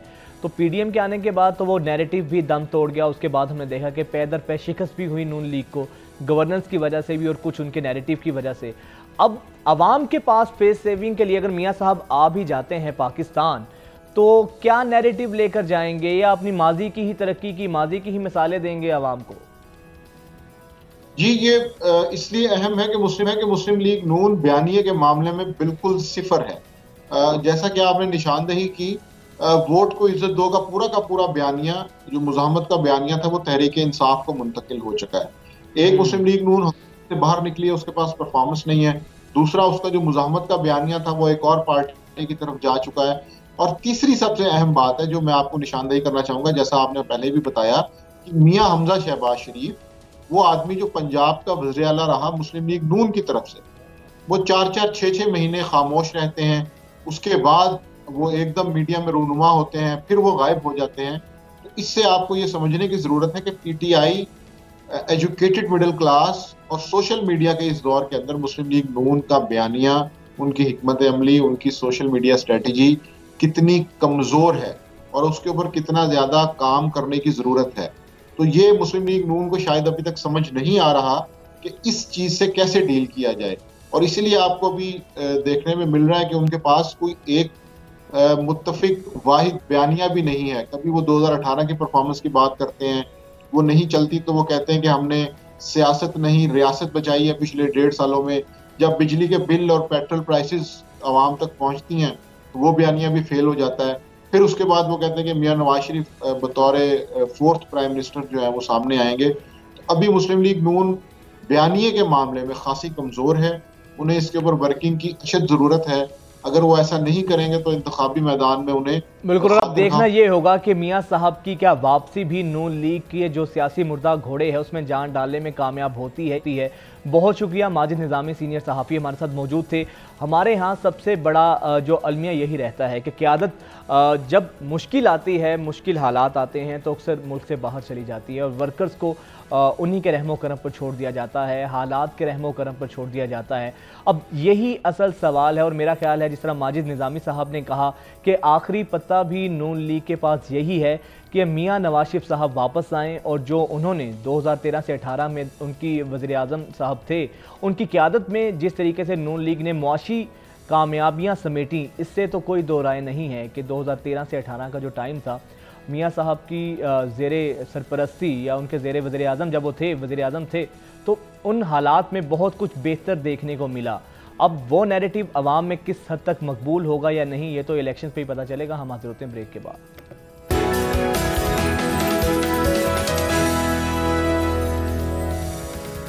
नाज़रीन, अब ज़रा कुछ सेहत की बात करें तो सेहत आपकी बेहतर तब तक नहीं हो सकती है कि जब तक फलों का इस्तेमाल आप नहीं करते हैं। ये हो ही नहीं सकता कि अगर फल रोज़मर्रा की आपकी खुराक का हिस्सा नहीं है और उसके बाद आप सेहत का ख्याल करें या सेहतमंद होने का गुमान करें, ये मुमकिन नहीं है। वैसे तो सारे फल ही अल्लाह ताला ने सेहत से, न्यूट्रिशन से भरपूर बनाए हैं, लेकिन इन फलों के अंदर जो केला है, जो माहिर ग़िज़ाइयात हैं, जो न्यूट्रिशनिस्ट हैं, वो कहते हैं कि केला जो है आपकी ना सिर्फ ग़िज़ाई कमी को पूरा करता है बल्कि बहुत सी बीमारियों के आगे ये एक रेजिस्टेंस की सूरत में भी सामने आता है, सेहत के लिए बहुत ज़्यादा अच्छा होता है। केले पे आज हम खुसूसी बात करेंगे कि केले के फ़वाइद क्या हैं और किस तरह ये हमारे लिए सेहतमंद साबित हो सकता है। इसी पर बात करने के लिए जो न्यूट्रिशनिस्ट हैं डॉक्टर इदरीस साहब, वो हमारे साथ मौजूद हैं। बहुत शुक्रिया sir, welcome to News Morning. Doctor साहब, वैसे तो तमाम फलों की बिलअमूम हम बात करेंगे, ज़रा केले की अफादियत के हवाले से भी हमारे व्यूवर्स को आगाह कीजिएगा। ये ग़िज़ाइयत के एतबार से कितना मुफीद है, कितना मुफीद और फ़ायदेमंद है, और वैसे इसकी सेहत के हवाले से कितनी बीमारियों के लिए ये रेजिस्टेंस होता है? बिस्मिल्लाहिर्रहमानिर्रहीम। थैंक यू वजाद, आपने बड़ा एक अच्छा टॉपिक किया है। तो सबसे पहले तो मैं बताना चाहूँगा आपको, जैसे आपने कहा कि जब तक आप बॉडी ग़िज़ा के अंदर फलों को नहीं लाते तो आप सेहतमंद नहीं रह सकते। ये एक नेचुरली प्रोड्यूस एक ऐसा एलिमेंट है जो हमें अपनी बॉडी के अपनी ग़िज़ा के अंदर लाजमी शामिल करना होता है। जहाँ तक बात है केले की, तो केला एक ऐसा न्यूट्रिएंट है, सबसे पहले ये कि एक खुश खुराक है, ये खुश जायका फल है जो बच्चों में, बड़ों में, बूढ़ों में सब में मकबूल होता है। और इसको ऐसे बच्चे जिनकी दांत नहीं है और जो बुजुर्ग हैं जो कोई और फील नहीं ले सकते, वो भी ये बड़ी आसानी से ले सकते हैं। इसका टेस्ट बच्चों को भी बड़ा पसंद आता है। तो और फल खाएं ना खाएं जो खुश होते हैं या ज़्यादा मीठे होते हैं, लेकिन केला जो है वो हर उम्र के बच्चों को पसंद किया जाता है। अब बात करते हैं केले की ग़िज़ाई अहमियत जो है वो क्या है। उसमें ये है कि केला जो है वो कार्बोहाइड्रेट से, फाइबर से, पोटाशियम से, मैग्नीशियम से, विटामिन से और विटामिन B6 से भरपूर होता है। ये आपको बहुत सारी बीमारियों से बचाता है। सबसे पहले तो हम बात करते हैं कि डाइजेस्टिव सिस्टम की। हमारे इस वक्त 80% जो पेशेंट्स हैं वो डाइजेस्टिव हैं। किसी का खाना हजम नहीं हो रहा, किसी को गैस हो रही है, किसी को ब्लॉटिंग हो रही है, किसी की जो है कॉन्स्टिपेशन नहीं ठीक हो रही, किसी को डायरिया का मसला है। तो ये एक केला ऐसा फल है जो हर किस्म के आपको सॉल्व कर सकता है। और केला अगर जितना आप ब्रांडेड फार्म में लेते हैं उतना ज़्यादा अच्छा, अगर आप केले का मिल्क शेक अपने मील में लेके आते हैं तो वो ज़्यादा बेनिफिशियल होता है। और इसके अलावा ये जो ब्लड प्रेशर का मरीज़ हैं जिनका ब्लड प्रेशर ठीक हो रहा था, मुख्तलिफ दवाइयाँ ले रहे होते हैं, उनको इंजेक्शन के और टैबलेट्स के चल रहे होते हैं, लेकिन उसके बावजूद बीपी कंट्रोल नहीं हो रहा होता और बहुत सारी ग़िज़ाएं आपने ये भी नहीं खाना, ये भी नहीं खाना, ये भी नहीं खाना। वो अगर अपनी ग़िज़ा के अंदर केले को ऐड करते हैं तो मेरे ख्याल में उनका जो ब्लड प्रेशर है वो एक मार्वलस लेवल पे जो है उनका ठीक हो सकता है। क्योंकि इसमें जो है पोटाशियम लेवल बड़ा वाफर मिकदार में होता है। तो पोटाशियम आपके ब्लड प्रेशर को मेंटेन रखता है और हाइपर टेंशन से आपको बचाता है और आपको जो ब्लड फ्लो है उसको नॉर्मल रखने में, मेंटेन करने में आपकी हेल्प करता है।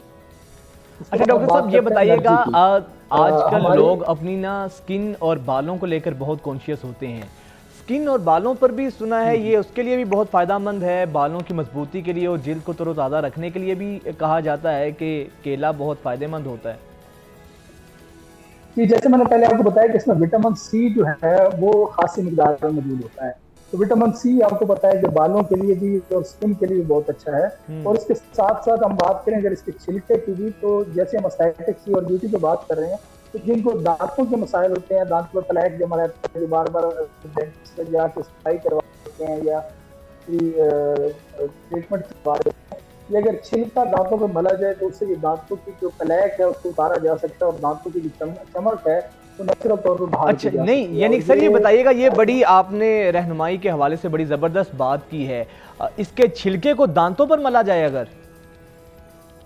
जी जी, छिलके का अंदरूनी हिस्सा जो है हाँ। वो अगर दांतों के ऊपर इसको मला जाए तो उससे ये दांतों के ऊपर जो प्लेक जमा होता है, जिसकी फाल्ट होती है दांतों की, वो खत्म करके उसको चमक में कन्वर्ट किया जाए। अच्छा, ये वैसे बड़ा ज़बरदस्त टोटका आपने बताया। मेरा ख्याल है इससे पहले मेरे समेत व्यूवर्स को भी बिल्कुल इस बारे में इल्म नहीं होगा कि अगर केले के छिलके के अंदरूनी हिस्से को दांतों पे मला जाए तो दांतों की जो पिलाहट है वो दूर होती है इससे। जी, और इससे जो मसूड़ों की हमारी, जैसे मैंने बताया, विटामिन सी मिकदार में ज्यादा होता है, तो जो मसूड़ों से खून आता है और मसूड़ों में पीप पड़ जाती है, इससे मसूड़े बड़े सेहतमंद हो जाते हैं और इससे जो मसूड़ों की तकालीफ होती है उनसे भी बचा जा सकता है। ये छिलका दांतों पे मसूड़ों पे लगाने से या केला खाने से ये मसूड़ों की तकलीफ और इससे जो ब्लीडिंग होती है उससे बचा जा सकता है? केला जब हम खाते हैं तो डेफिनेटली वो भी हमारी, जब केले के लिए होता है कि जब जो फ्रूट हम खा रहे होते हैं वो डाइजेस्ट होता है और डाइजेस्ट होने के बाद खून में शामिल होता है और खून में शामिल होने के बाद वो हमारी बॉडी के ऊपर इफेक्ट दे रहा होता है। जबकि जो हम लोकली चीज अप्लाई करते हैं, ऑयल लगाते हैं, क्रीम लगाते हैं या कोई भी ऐसी लोकली अप्लाई करते हैं, तो जब हम छिलके को डायरेक्ट अप्लाई करते हैं तो उसके ज़्यादा अच्छे बेनिफिट और फौरी रिजल्ट्स आते हैं। वैसे डॉक्टर साहब, आपकी ये जो केले की जो इतनी अफादियत आपने बताई है, तो मेरी नज़र में तो केले की कदरों मंजिलत में मज़ीद इजाफा हो गया है, इतना फ़ायदेमंद है, इसका मुझे आइडिया नहीं था। अच्छा, इसके अलावा ये बताइएगा किन किन बीमारियों के लिए फ़ायदेमंद है, किन किन बीमारियों से हमारी जान छूट सकती है केला खाने से? सबसे पहले तो मैं ये कहूँगा कि जो हमारी खवातीन और बच्चे ये कंप्लेंट करते हैं कि कमजोरी बहुत ज्यादा है, बॉडी में एनर्जी नहीं है, बच्चा जो है वो लाकर रहता है, शिकार है, इसके जिस्म फल फूल नहीं रहा, इसलिए देखें कि 8 साल का है, 10 साल का है, लेकिन बच्चा 5 साल का है, इसकी हड्डियाँ नहीं बढ़ रही, इसका कद नहीं बढ़ रहा, इसकी जिस्म गोश्त नहीं है, तो बिल्कुल हड्डियाँ का ढांचा बना हुआ है, तो उसके लिए ये सबसे बेहतरीन चीज़ है। ऐसे न्यूट्रिएंट्स इसमें मौजूद हैं जिसके वेट गेन के लिए और उसकी बॉडी की एनर्जी के लिए हेल्पफुल हो सकते हैं। और सेम ये फार्मूला उन खवातीन के लिए भी अप्लाई किया जा सकता है जो अपने वेट गेन को लेकर परेशान होती हैं, इनको लगता है कि हमारा वेट गेन नहीं हो रहा और हमारे जो ढांचा निकल पा रहे हो, हमारी बॉडी की स्थिति है वो डिस्टर्ब हो रही है, हमारी जो गाल हैं वो पिचक गए हैं और हमारी सुस्ती खत्म नहीं होती, सारा दिन कमर में दर्द रहता है और उठने को दिल नहीं करता। तो उनमें ये हाई एनर्जी मॉलिक्यूल्स होते हैं और जो इसकी एनर्जी को और जो है स्पेशली मसल स्ट्रेंथन करने में और मसल बिल्डिंग में इसका बड़ा रोल है। अच्छा, मैं यही सवाल आपसे पूछना चाह रहा था। आपने ये बात तो क्लियर की है कि वो खवातीन या वो नौजवान जो कहते हैं कि हमें खाना नहीं लगता है, वेट गेन नहीं हो रहा, चेहरा ज़रा पिचक जाता है, उनके लिए तो मुफीद है। सर, इसका दूसरा एंगल फिर ये हुआ कि वो जो नौजवान या जो हमारी तरह के लोग जो ज़रा डाइटिंग के शौकीन हैं, डाइटिंग करना चाहते हैं, तो उनके लिए तो केला तो फिर उनके तो फैट में ही इजाफे का बाइस बनेगा, तो डाइट करने वालों के लिए भी केला ठीक है? क्योंकि अक्सर कहा जाता है ना कि केले में फैट होता है, जिसका जवाब अभी आपने दिया भी है। जी जी, बिल्कुल फैट होता है। फैट हमारी तकरीबन हर डाइट में मौजूद होता है, ऐसा नहीं होता। हर डाइट में कार्बोहाइड्रेट्स मौजूद होते हैं, फैट्स मौजूद होते हैं, लेकिन कुछ में मिकदार ज्यादा होती है और कुछ में कम होती है। जो लोग डाइटिंग के शौकीन हैं वो जरा इसकी क्वांटिटी कम रखें, लेकिन इसको ऐड जरूर करें अपनी डाइट में ना, क्योंकि जो डाइटिंग के ज्यादा शौकीन होते हैं वो बड़ा नुकसान ये करते हैं कि वो सारी फैट कंटेनिंग और कार्बोहाइड्रेट कंटेनिंग डाइट से स्किप करते हैं, तो जो बॉडी को रिक्वायर्ड अमाउंट होती है फैट की और कार्बोहाइड्रेट की वो भी कम हो जाती है, जिससे उनका वेट तो कम होता ही होता है, लेकिन उससे उनकी बाकी बॉडी ऑर्गन्स जो होते हैं वो वीक होना शुरू हो जाते हैं। उनकी आई साइट वीक होना शुरू हो जाती है, मसल्स वीक होना शुरू हो जाते हैं, ब्रेन वीक होना शुरू हो जाता है और उनका लिवर वीक होना शुरू हो जाता है, बाकी बॉडी की नॉर्मल फंक्शनैलिटी डिस्टर्ब होती है। ये चीज़ें तो डाइट में लाजमी ऐड करें, लेकिन क्वांटिटी जरा कम करनी चाहिए। मतलब जो वेट गेन के लिए यूज करना चाह रहा है वो एक मील में 3 से 4 बनाना ले सकता है, और जो वेट मेंटेन करने के लिए यूज करना चाह रहा है या वेट लूज करने के लिए वो 1 से 2 बनाना जो है वो एक मील के अंदर ऐड कर सकता है। सही हो गया। अच्छा, ज़रा ये जवाब भी ज़रा, अब ये मिथ है या कहा ये जाता है कि जो बनाना शेक होता है या किसी भी फल का शेक होता है, वो जो ग़िज़ाई क़ुव्वत जो मिलती है बराह रास्त खाने से फल को, उसके शेक में वो अफादियत उससे जो है ना दम तोड़ जाती है। ये ठीक बात है? इस बारे में भी ज़रा रहनुमाई कीजिएगा हमारी।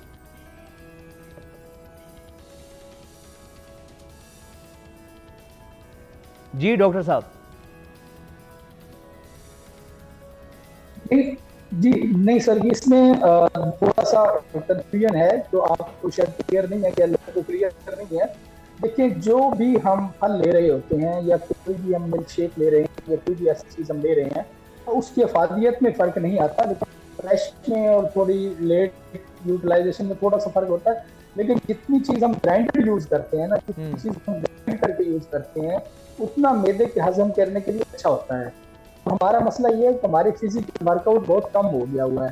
पहले लोग पैदल चलते थे, साइकिल चलाते थे और फिजिकल वर्क करते थे, तो फिर वो जब ऐसी कोई चीज खाते थे तो मैदे और अंतड़ियों में इतनी ताकत होती थी तो उसको हजम करके खून का हिस्सा बना देते थे और उससे उनका वो पूरा आउटपुट ले सकते थे।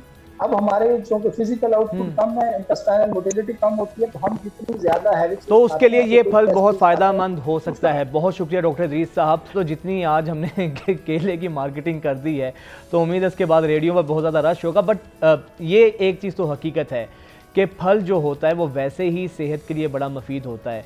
केले का फ़ायदा ये है कि ये तो एक तो सस्ता भी है, दस्तयाब भी है, और दूसरा फिर ये मज़ेदार फल भी है। तो केला आपकी सेहत के लिए और बाकी जितने भी फल हैं अल्लाह ताला के, ये तमाम ग़िज़ाइयत से भरपूर होते हैं। और इन फलों के जिस्मानी फ़वाइद कितने होते हैं इनका तो अहाता ही नहीं किया जा सकता। लेकिन जिस तरह ये केला फल है, दूसरी ऐसी चीज़ें हैं, तो ये इनका फ़ायदा ये होता है कि ये बेशुमार बीमारियों से जो है ना हमें निजात दिलवाते हैं। और आपकी सेहत के लिए ज़रूरी है कि ऐसे जो फ्रूट्स हैं, केला है, आम है, जो भी मौसमी फल हैं, आपकी डेली रूटीन का हिस्सा होना बहुत ज़रूरी है ताकि आप सेहतमंद रह सकें। हमें इजाज़त दीजिए, कल आपसे मुलाकात होती है। अल्लाह हाफ़िज़।